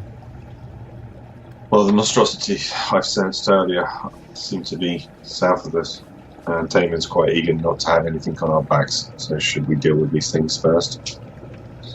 Yes. Yep. Enthusiastically. So you all continue heading back down the corridor, leading closer and closer to what Aaron senses as the monstrosities. You can see at the far end there is another big wrought iron door that's blocking your path. You go up and investigate the door, and it seems similar to the rest of them. You, as of yet, haven't seen a single door that is locked or trapped in any particular way. So you spend some time just briefly looking over, and off a simple glance, it looks the same as every other door. If you want to investigate, you can do. I try to see if I can hear anything beyond the door. Make a perception check. You hear the sound of water moving, but you also hear lots of different kinds of creatures. Just, you swear you can hear some claws snapping, something growling, and water splashing. Can Aaron smell anything? Aaron doesn't smell anything out of the ordinary. Hey, Wave. What does Whelm do? Do you remember? Well, Yeah, because we found you in a place where there's a giant crab guarding you. So if this is the trap after the first trap, then it is probably the room that Whelm is in. Maybe the room that Whelm is in. And it may be related to something that he can do, since we were around water when we found you. He can move of his own accord. I know that. It wouldn't be that. Well, to some degree, but not really. I mean, he tends to make a lot of noise. That's Whelm's thing. Does he have the way that you love the sea and you have to be wielded by somebody that at least respects that? Does he have any particular conditions? Oh, yes, he would. He's uncomfortable being wielded by anyone who isn't of dwarvish heritage. So, anyone that wishes to use his extra abilities would have to be a dwarf, like your good man here. Well, I know that Duragar can turn invisible. I don't know what I don't know what dwarves themselves can do. Not really. He does go a little quiet for a moment. Loic, since you're holding on to him and you can kind of feel into his mind, you feel that he is almost calling out on some form of little frequency. And a moment later he comes back. Whelm's not down there. That's Black Razor that's down there. Oh, really? Loic rubs his hands together and goes, "Hey guys, we're about to find Black Razor, not Whelm." That might make it worth the trouble then. Indeed. Was it not assured that we would find one? Yeah, I assumed left to right reading wizards. They do little things like that. They can't help themselves. If someone reads left to right, they'll assume they'll start dungeons that way. Like I was saying earlier. But apparently this guy was so mad that he reads right to left. So what is, same questions regarding Black Razor. Does he have any, no, I know his conditions. You said that so long as you let him believe what he wants to believe. But what is that? Black Razor is always hungry. He has this crazy belief that the world was formed out of a simple, primordial ooze and then was disturbed into the forms that we have, and it has his mission to return everything back to the primordial form that it was. So he likes to eat souls. Oh boy, do I have a friend to introduce him to. Yeah. Okay. I'm going to relay this information to everybody else, and my theory is that it's just chock full of hungry, ravenous monsters of all kinds, and we should use this tunnel as a bottleneck in order to deal with them. It does mean that the problem with the bottleneck is the only 2-front-2. You range guys are going to be a bit limited on your attacks. I should be accurate up to 100 or 200 feet, so I should be okay. Are we able to raise the floor to make it like a stadium seating type of thing behind the front row, to where the ranged folks can attack without the limitation of cover from the folks in front? That's certainly Well, possible. just kneel, shoot a volley of ranged stuff, get up, fight, and then when we shout, kneel again. I mean, it's not perfect. Outside of the game, yes, that makes perfect sense. Mechanically, DM, are we able to kneel out of the way for the folks in the back row to attack without penalty? Yes, if you have it planned beforehand that that's what you're going to do, I would say absolutely you can make sure to kneel down out of the way of combat in this situation. That's fine. Fire. Well, I'm happy to be one of the front row guys. Lael is the other one, she would insist. Gideon, who's sort of been shadowing Aaron a little bit here, sort of turns to him. I do not think you should be close to the combat, my friend. They're monstrosities. They're kind of what I deal with. You have suffered grievous injury. With your assistance and Lial's and a little of my own magics, I've managed to bring myself up, top myself up a little bit. I should be okay. But thank you. Do not strain yourself over much. It's no strain. Let's just do this. Owen's going to ready his shot then. Same. And Thaman would proactively cast Shalala before they open the door, before they breach. And I'm just going to make sure everyone is aware of what column I'm in, so that whenever I say move to the side, do it. Okay. Taman or Lael, you both open the door. And give me a moment to describe what you see. You are looking out and down into an enormous chamber, defined by terraced steps that ring the entire area and seem to descend down into a central enclosure. A few feet south of the door, the water seems to lap right up against the edge of the stone floor. But then you look to the side, you can see that the ring of the terrace that lies beyond is a 10-foot ring of water held in by a nearly transparent wall. And then another of these watery steps in the terrace is somewhat lower than the first. At the level in between these aquariums, you can see a terraced step that's dry. Alright, now you look into the room and you can see on the bottom layer where those manticores are, you can see that there is a door leading off somewhere else. So that is the way you need to go. In terms of how it looks, I will show everyone a handout so that you can see actual visuals. It's very pretty. This guy was a master architect. Yeah, you see a 10-foot width panel of water that has then a drop down 10 foot to the top of the dry section, and then 10 foot below that is another water section, and then 10 foot below that is the manticore base.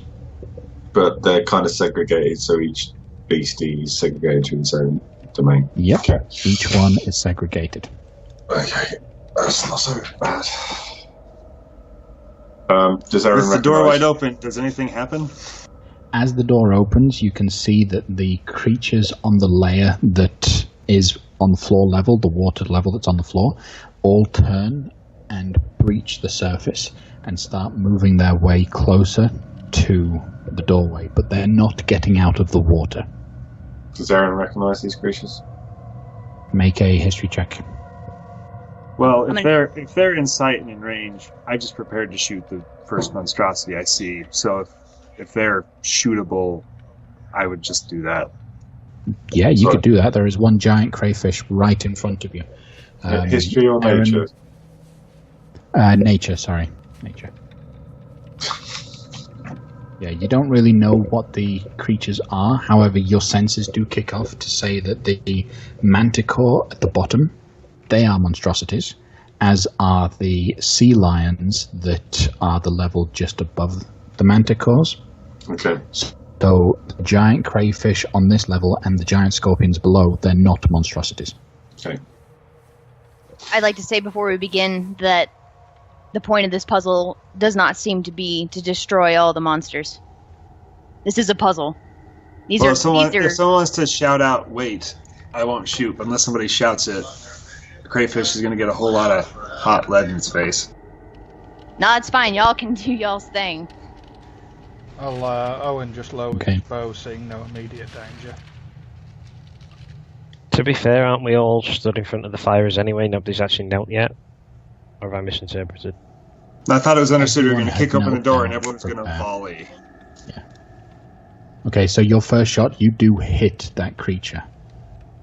And it does hurt it does pierce through its skin, but not a lot. And after the shot, Taman says, hold, and waits to see if anything reacts. The giant crayfish all continue to move closer, but they're not getting out of the water. Can we see the manticores from where we are? if you were to move in, you could see the furthest one, the one that seems to be right up against the door on the opposite side of the manticore level. But the other two would be difficult from your current vantage point. But where I'm standing now, can I see the farthest manticore? Yes, you can. And do I see wings? You do see the wings, but make a perception check for me. Or a nature. Either one. And I'll let you roll a nature if you want to roll a nature. Okay. Okay. You do see that they have wings, however, you can tell that their wings have been clipped. Oh no! Can I do a history check real quick on manticores? I'm looking for their alignment specifically. Yeah. Go ahead. Make a history check. Or, yeah, it would be history because they're not really natural creatures. Meantime, looking at these krakens or whatever they look like, does it look as though I can tell that they've got reach or not? Just from the appearance of the tentacles and so on. They don't appear to have reach. Those are just about the same length as your arm. Okay. Those manticores down there, what with their wings and whatnot, I know their wings are clipped and stuff. We may be able to bargain with them, though. I mean, they're hungry, and they're not stupid, as far as I know. If we give them a way out, they may be able to help us. If they get a way out. They're starving, obviously. Yeah. Right? They appear to be. You, with your history check, you would know that manticores don't have a language. So it'd be like a handle animal. Yeah, it would be an animal handling. Okay. That's up to y'all. Y'all wanted to make allies. Manticores are really good allies. Yeah, if you let them out, where are they going to go next? They could end up going straight to the nearest village. Yeah, but we get Black Razor. Oh, Loic. Okay, let's deal with the first hurdle, shall we? They don't appear to be able to get out of the water, so we should just shoot them. So we just want to go in and just kill everything? I mean, I'm not judging. I'm just asking. Is there a way to bring down the force field walls so that the crayfish flood the scorpions? The wall on the other side doesn't look like it's a force field. It's actually a pane of glass. Might be able to shoot it with that crazy invention of yours. With my musket. Yep. Musket? It's Dwarvish for little bolt. Musket. Musket. Many pronounce it musket. Okay. If we flood the area, that could potentially take out the other creatures, but it also would leave the chamber with the door underwater as well, which is presumably the direction we need to head in. So if we flood the chamber, we might have to then swim through that water. Why don't you go further into the room? Says the guy in the back. So if you're looking at the picture, if you were to smash the glass on the top level, the water would spill into the second level, and it would fill up the second level, but not go over onto the third, the water level. So you could get it, if you were careful with your shot, not flood into the bottom level. So it's like aquarium, terrarium, aquarium, terrarium. Yeah.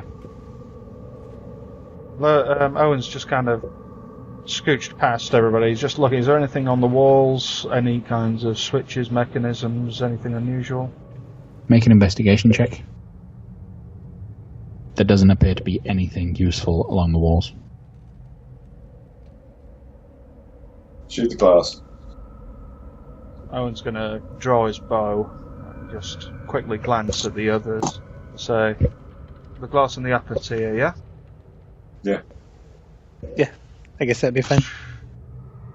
You fire your shot. It goes into the water, but it seems to have not entered the water at enough of a force to even go anywhere. So it's just bobbing on the water now. I'm going to use grip point to get advantage to shoot it out. Okay. With a huge smash, you hear the glass just shatter to pieces, and water immediately begins pouring out of a small hole that starts getting bigger and bigger as more water flushes through it. The giant crayfish all fall into the next level, and immediately battle ensues between the crayfish and the scorpions. They're attacking each other. There's water drowning the scorpions, and after a little while, after most of the giant scorpions have been strangled to death underwater by these crayfish, the scorpions die. You now find yourselves stood over one lip that's 10 foot deep that you could step down into that is now dry. You now have one tier that has water in it and 5 crayfish, and then another tier immediately below that has sea lions in it, and then the last tier with the manticore. Well, I think we know what to do. Taman is going to walk around the perimeter and just see if there's anything unusual or noteworthy after the far end. Along the sides or at the far end. Okay. You don't see anything of note. This room appears to be made very basically and for this exact purpose. So Loic, what are those things down there? You were saying something about manticore? Yeah, what about them? You said we could talk to them or make them pets? Something like that? Well, if someone is particularly daring, yeah, it would be situated. They're monstrosities, but they're animalistic in nature.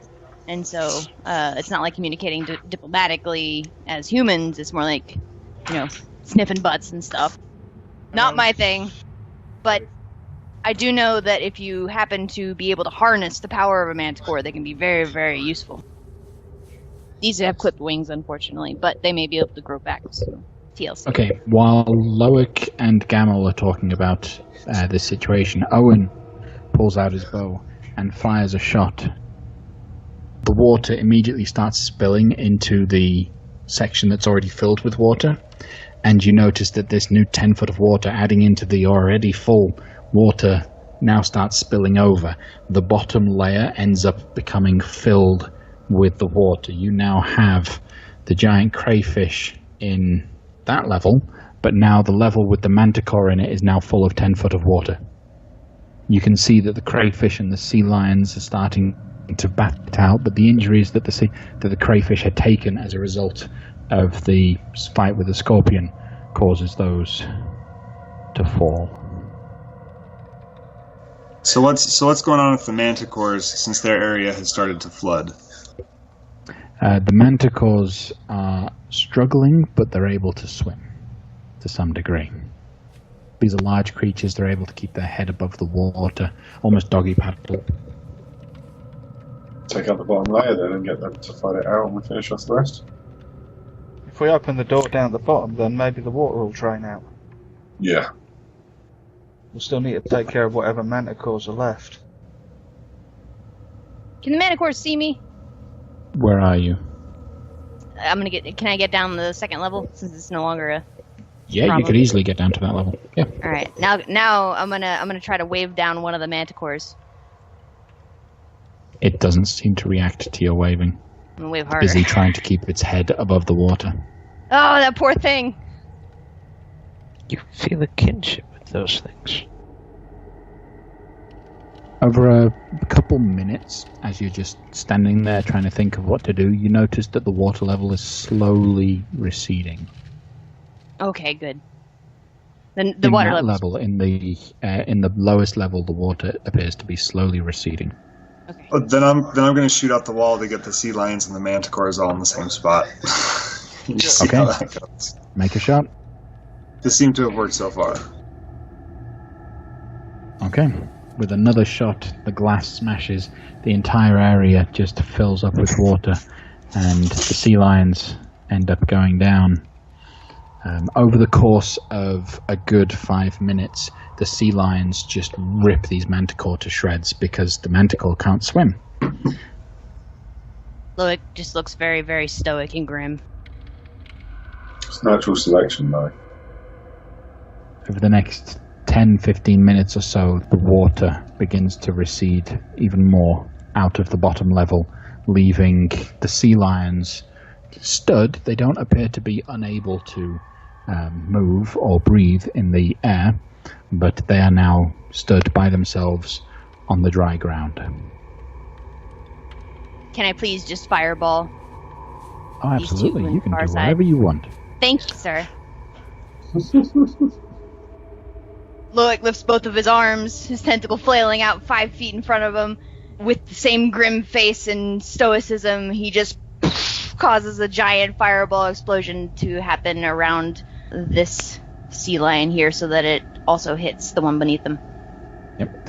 The area that you target immediately erupts into flame, and the creatures, both of them, catch on fire, taking the full brunt of the force, both taking 25 points of fire damage. And they start flailing and whipping about, positively peeved. Well, I have no remorse for these guys, so I'm just going to keep throwing fire down at them. Aaron's going to start firing his bow at the closest one. Okay. Over the course of a good 5 minutes or so... Like shooting sea lions in an encased enclosure. Yep. Like shooting fish in a barrel. Taking shot after shot, you slowly manage to just kill all of them. It's not going to be difficult, and they can't fight back when you're still at that level. But you do feel some form of triumph as you have cleared the entire room of all of the enemies without taking a single bit of damage yourselves. So well done there, everyone. Although at this point, the way that worked out then, all the corpses are on the bottom floor now, right? Because the way the washing worked out, like, it's just littered with monster corpses on that bottom level, right? Mm-hmm. It's just a mess. Some of the remains have started clogging up the drains that are down at the bottom floor. I wanted to try to do an investigation check to see if any of the manticore are simply unconscious. Okay, make an investigation check. I know it's going to be a nat 20 needed, but worth a shot. They're just playing dead. Oh, she did it. She went and did it as well. Oh, God. You start looking over the remains, and you notice that not only were these manticores drowned, but the sea lions just tore them to pieces. There is not a single one left alive. However, you do notice that in the wall, just next to the door on the other side, as you're investigating, it does appear to be like recessed in some way, and you take a glance at it and you see that it is a safe in the wall. Oh, whatever. But you don't see any not living a manticore, creatures. Is it? Nope. I understand. Well, whatever. There's a safe over there. Where? Over there. Points at it. Investigate safe. Okay. Make an investigation check. It does appear to be trapped. The mechanism in it does appear to be trapped. If you were to open it without triggering the trap, you would have to make either a dexterity or an intelligence-based roll to try and disarm the trap if you wanted to break open the safe. Sleight of hand? Yeah, go ahead. Well, okay, so question here. So, it's just a dexterity save, but if we had some tools that would be useful, we could add our tool and proficiency check to that? Yeah, you can use, I would say you can make any dexterity check. So if you're proficient in a particular check and you can give me a reason why you can use that check, then yes. Otherwise, if you have Thieves' Tools and you want to use Thieves' Tools or something similar, you could use your dex plus your proficiency modifier for that check. I'm going to turn to Loic and go, Loic, can we just step away and you can mage hand it open and set the trap off? Sure can. Should we do that? Don't know what the trap does. Smart. Could be a stinking cloud or something and fill the entire room, but yeah, we could. That's usually the first thing to do. How far should mage hand? Oh, 30 feet. Get back out of that level and get Loic to try and... Technically, you could get to the prior level if you get up on the left here. There you go. I'll just be there. Before we set off the trap, I would say that if it was an explosion, for example, is it possible we would destroy whatever in the safe?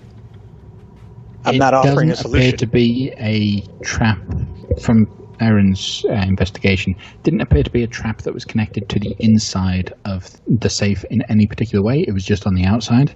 So there's a chance it might not. You don't really know. Did I get a sense of what type of trap it was? Like a pressure trap, or like if we open it, it will set it off, or is it some just tampering with it? It led into the wall next to the safe, and what it led to, you don't know. But it looked like it was some mechanism that way. Okay, so let's just clear out and see if we can set it off then. Alright, I'm gonna open it. Push out your mage hand, and you do hear this click as you open up the safe. While you do so, the click and the mechanism start working and whirring, and the ground immediately starts to vibrate. And it vibrates at such a specific frequency that all of the remaining glass in the room just begins to shatter to pieces. But nothing happens detrimental to you all because you had already destroyed most of the glass and the water and all the creatures within it. Ace! You open up the safe and you find 6,000 silver pieces and a very nice red ruby pendant. Does it have any magical essence coming off out of it? No, none whatsoever. Okay. Next room? You're able to open the door. It's not locked or anything in particular. You do notice that the door itself is actually perfectly dry, even though the door had been covered with water. It's perfectly dry, as if to suggest that there was something in the way to keep it from getting wet. Taman, what are you perceiving? I wanted to check the door and see if I could hear anything beyond it. You don't hear anything beyond it. You kind of get a sense that it's just a long corridor. You tap on the door a little bit and it sort of echoes slightly. It's just a long corridor in front of you. Hey, look, what do you make of this dry door, given all the water that should have saturated it? A well-protected vault for a very special weapon. Well, all right. Damon opens the door. Okay. You pull open the door, and before you is this long, dark corridor that makes its way down through underneath everything to a stone archway. And inside the archway is a big iron door. I listen to this door. It sounds like a door. Mm-hmm. You seem to hear, well, it sounds like music. Almost like someone's playing a banjo. I look suspicious. I look suspiciously at Loic's pitchfork. Wave, is that you? Hey, it wasn't me. Is that Black Razor? No, Black Razor doesn't sing. He could play the banjo, we don't know. Moment later, it plays again. Ding, ding, ding, ding, ding, ding, ding. Can I check the door for traps? Can we knock on the door? Why would you knock on it. want to knock? Why would you announce yourself when you can just poke it open and look? It might be offensive to the allies we're apparently trying to make down here. What and what has just happened makes you think we're trying to get allies down here? The conversation Owen and Taman had with me before. Fair enough. I know what I'm talking about. That's a good point. I'm a wizard. Gotten. Aaron, Great what are you investigator. looking for? Traps on the door. There are no traps. This door doesn't even appear to be locked. Do we prepare for the same maneuver? Open the door and let the range folks have target practice if they do see any foes? Sure. They'll get in front of me. So crouch down and Thanks, Gideon. The door opens, and you see sat in a lavish room. These wonderful furnishings and decorations are everywhere in this large room. The floor is strewn with rugs and cushions, and tapestries cover the walls. A huge, and I mean huge, taller than any of you, hookah is stood in one corner of the room, and at the end of the pipe is this tiny little halfling playing his lute. And he's like, oh, you gave me quite a fright there. Oh man, Loic's gonna push past everybody and be like, my friend! Loic, this is a breach of protocol. I need to double check something. What does this room look like to Loic? Yep, that's the thing. The room looks identical. However, Loic, you see this little halfling sat on his couch playing his lute, but he looks a little off.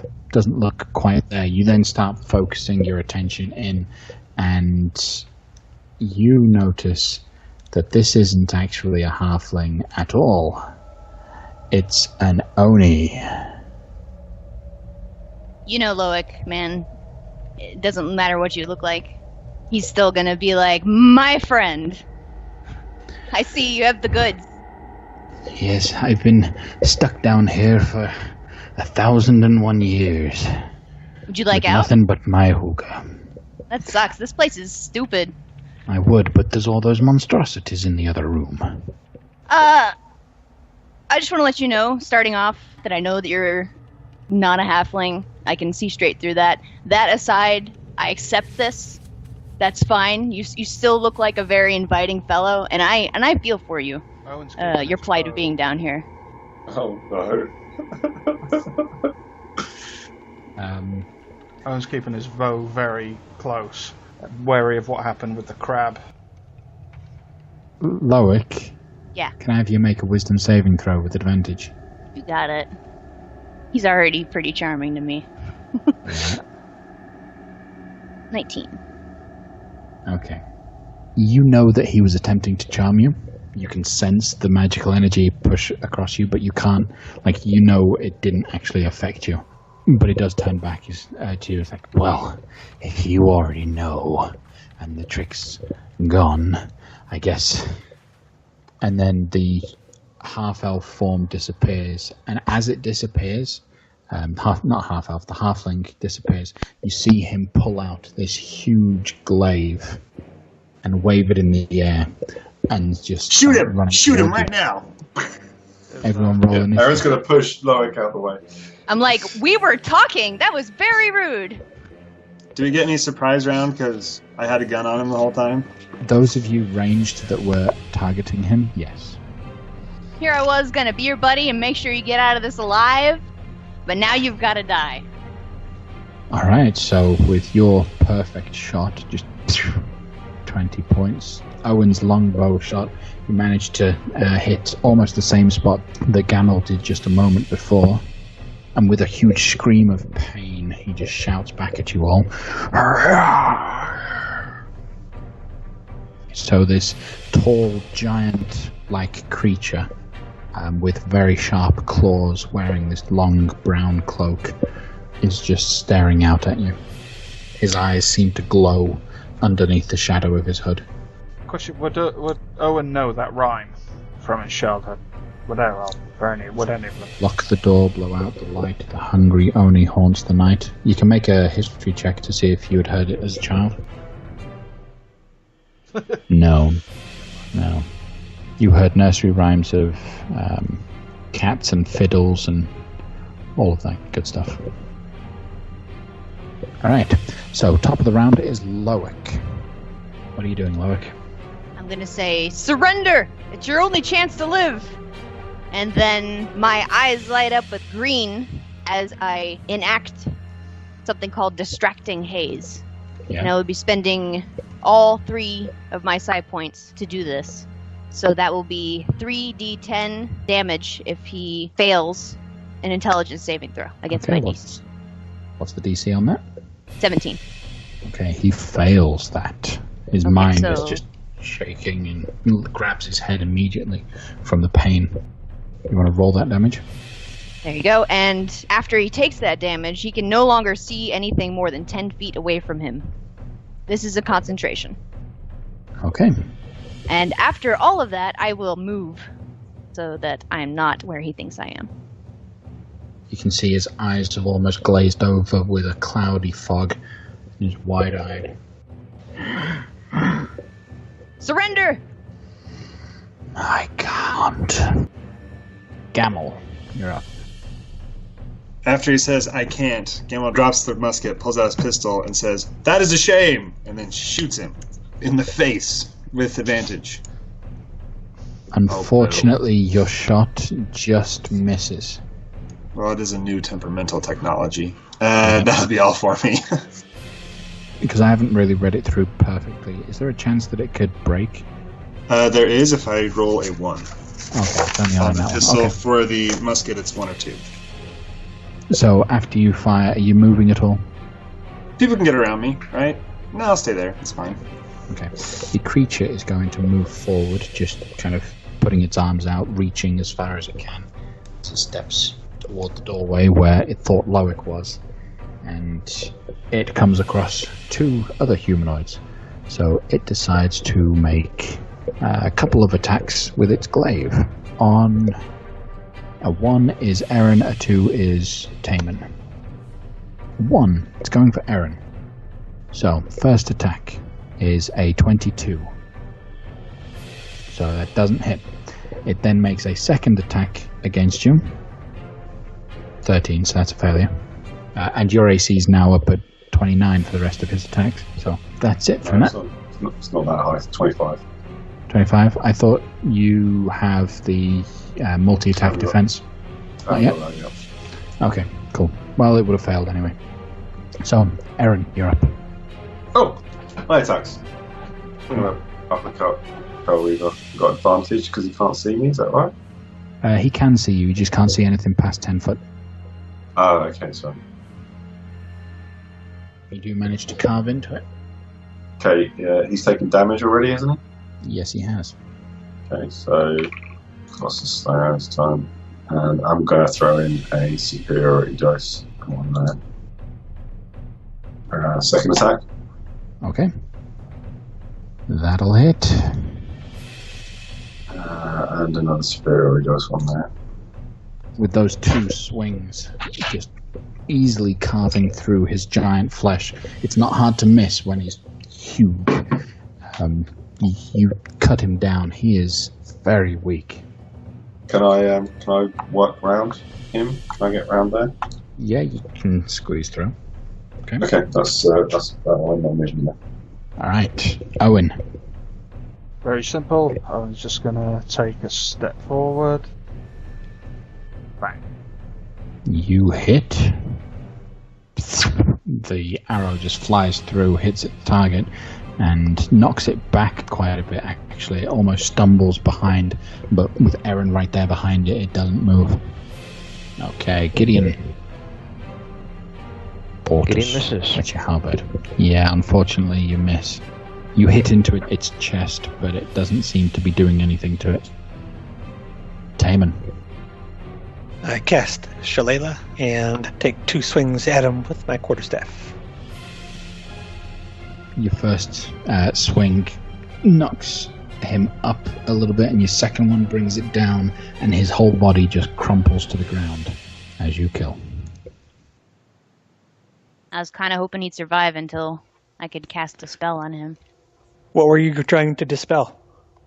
He said he couldn't surrender, which meant that there was something holding him to his quote-unquote duty, I guess, of protecting Black Razor. So we just killed somebody who was an unwilling participant in protecting it.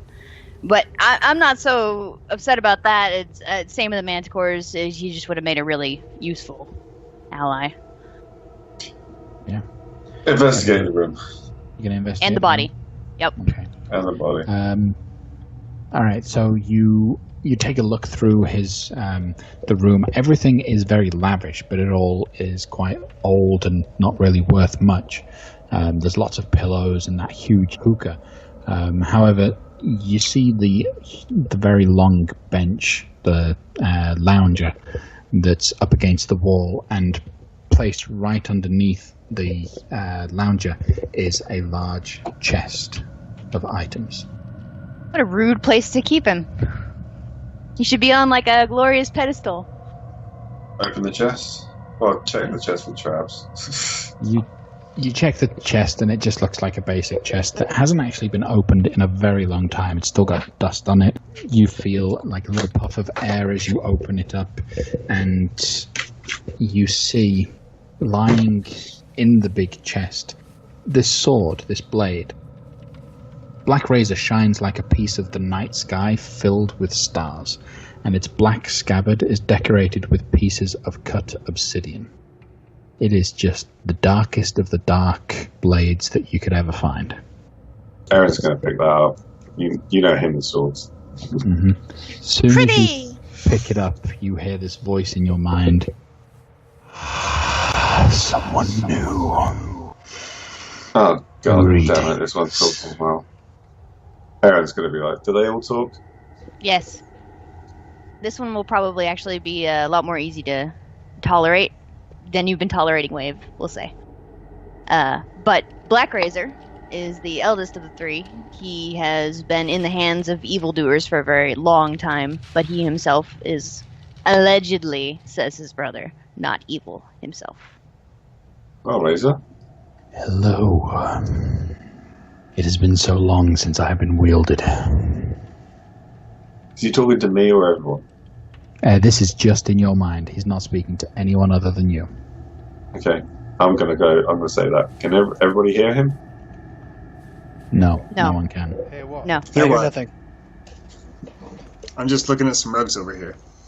Okay. Can you talk Everyone to anybody? else, real quick, while everyone else is looking at everything else, and they can, while you're talking to the sword, they can divvy up everything else. There are 1,000 electrum pieces. And wait for it. I was going to say 1,000 electron pieces isn't enough. We're going to wait for something bigger. Yeah. Family election. 200 platinum. Oh, Ka-ching. We can retire. We've made it for life, boys. So, tell me, how large is the hookah? Oh, it's taller than you. Okay. It is. All right. Like So a it'd be good like 15 foot high. so Aaron could not fit it in his bag of holding. No. Damn, how heavy is it? They're 750 pounds. Don't carry it around for the rest of the dungeon. We Look at a whole other weapon We to get. could just take it back to the entrance, freeway. right? You're gonna have Yeah. trouble. You're gonna have why trouble. can we just take it? You're gonna I have also trouble- want some of these rugs You're gonna and have trouble pillows. you're gonna have trouble fitting in those kayaks if you're carrying that around. Could we not just open up the fortress in the other chamber and then just take it to hack it to the fortress and put it inside? The Instant Fortress? Taman's Fortress? Yeah. The I think, Taman. yeah. And then just Okay. take it back. Good. You want the Taman in your house for now until I transport it to my lair, then I would be very appreciative. Can we fit it? Can we get it out the door? I don't know if we can fit it through the door. You can fit the hookah out the door. All right, grab some carpets too. I think it would really tie the place together. Absolutely. Thanks, I guys. want some. I want some. If we can pillows. put it in... I mean, this is a beautifully decorated room. Taman, don't you think your wife would like some beautiful rugs and throw pillows? I mean, this can be a Hey, thing. you got a wife? David's got a Taman. wife. No, he doesn't. No, not No, but- Taman. It's me and Aaron. Aaron. She's not that kind of girl. Amidst all of the rest of the things, you do also find a really nice, clean piece of leather armor. If anyone wants that. I'll take it. It is somewhat magical. Okay, I'll definitely take it. Owen does wear leather armor. Okay, you guys. Maybe guys- the lad needs it. Yeah, definitely. Okay. So we'll do that in a minute. So, what was the last question you had for Black Razor? Sorry, Aaron.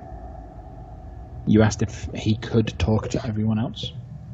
Yeah. I don't hear anything. No, he can only. Oh, yes, he can. He can actually. He can speak, read, and understand Common, and understands every language that you know.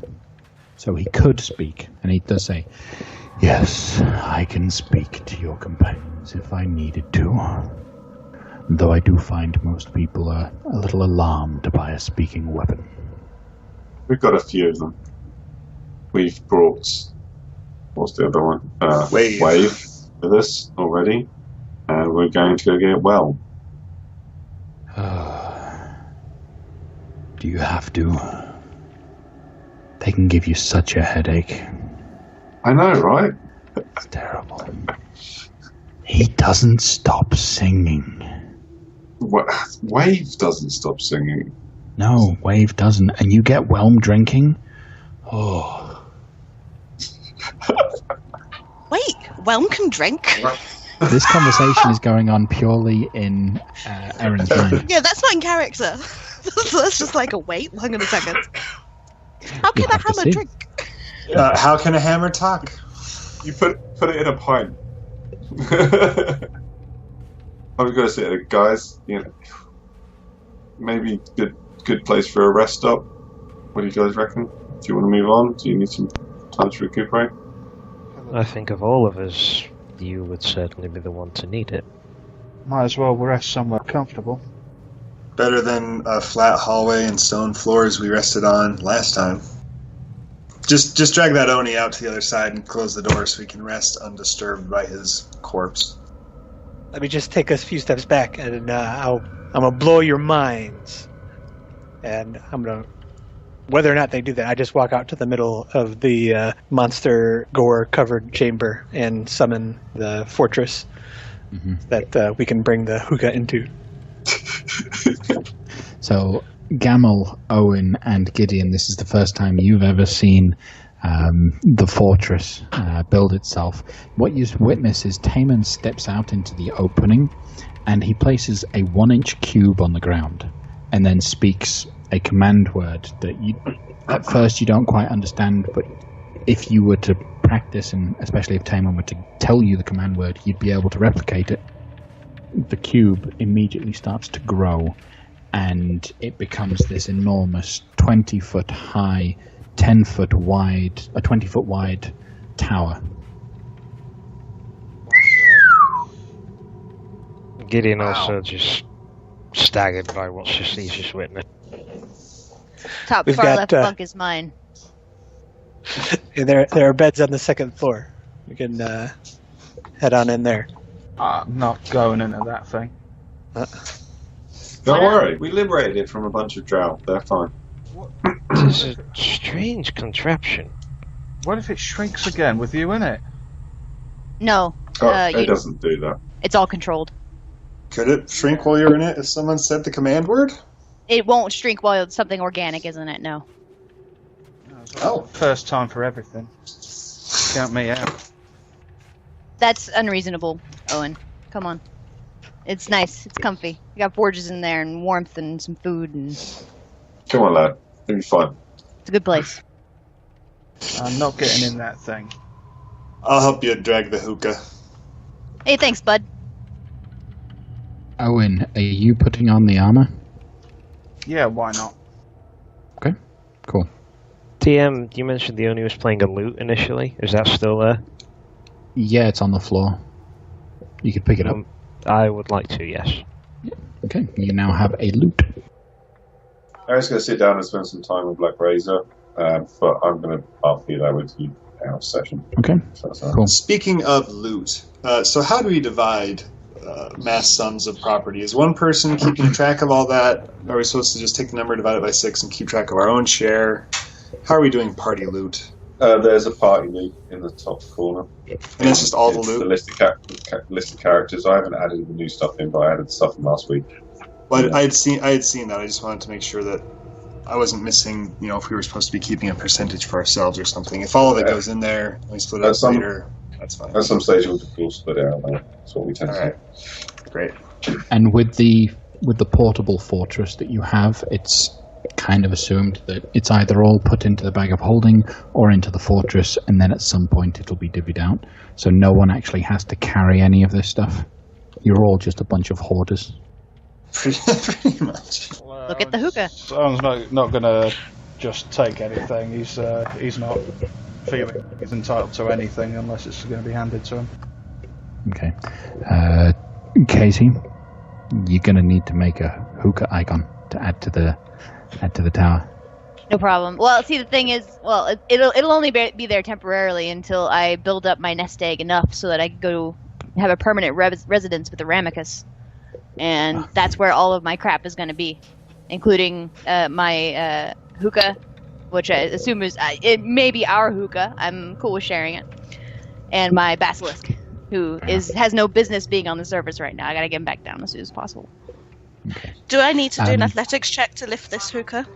No, combined, thanks. the couple of you managed to pull it in without any problem. And while you're doing that, Owen and Erin are getting attuned to their items and their weapons. Chatting to it. Yeah. Owen, you get a sense and you kind of practice out that this piece of armor is an armor of resistance.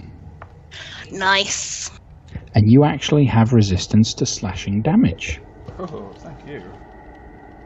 Unfortunately, you also feel that the armor has a negative side to it, and you are now vulnerable to both bludgeoning and piercing damage.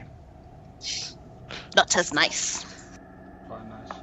I think Owen's just gonna kind of take that off for now. Okay. But he'll keep it in his inventory for now. Does it weigh the same as... As a standard leather armor. Yeah. Hmm. Are we actually officially having a short rest now? Yeah, you'll have had a short rest. And you know what? We will actually call the session there tonight. Feel free to pick up RP from this point on.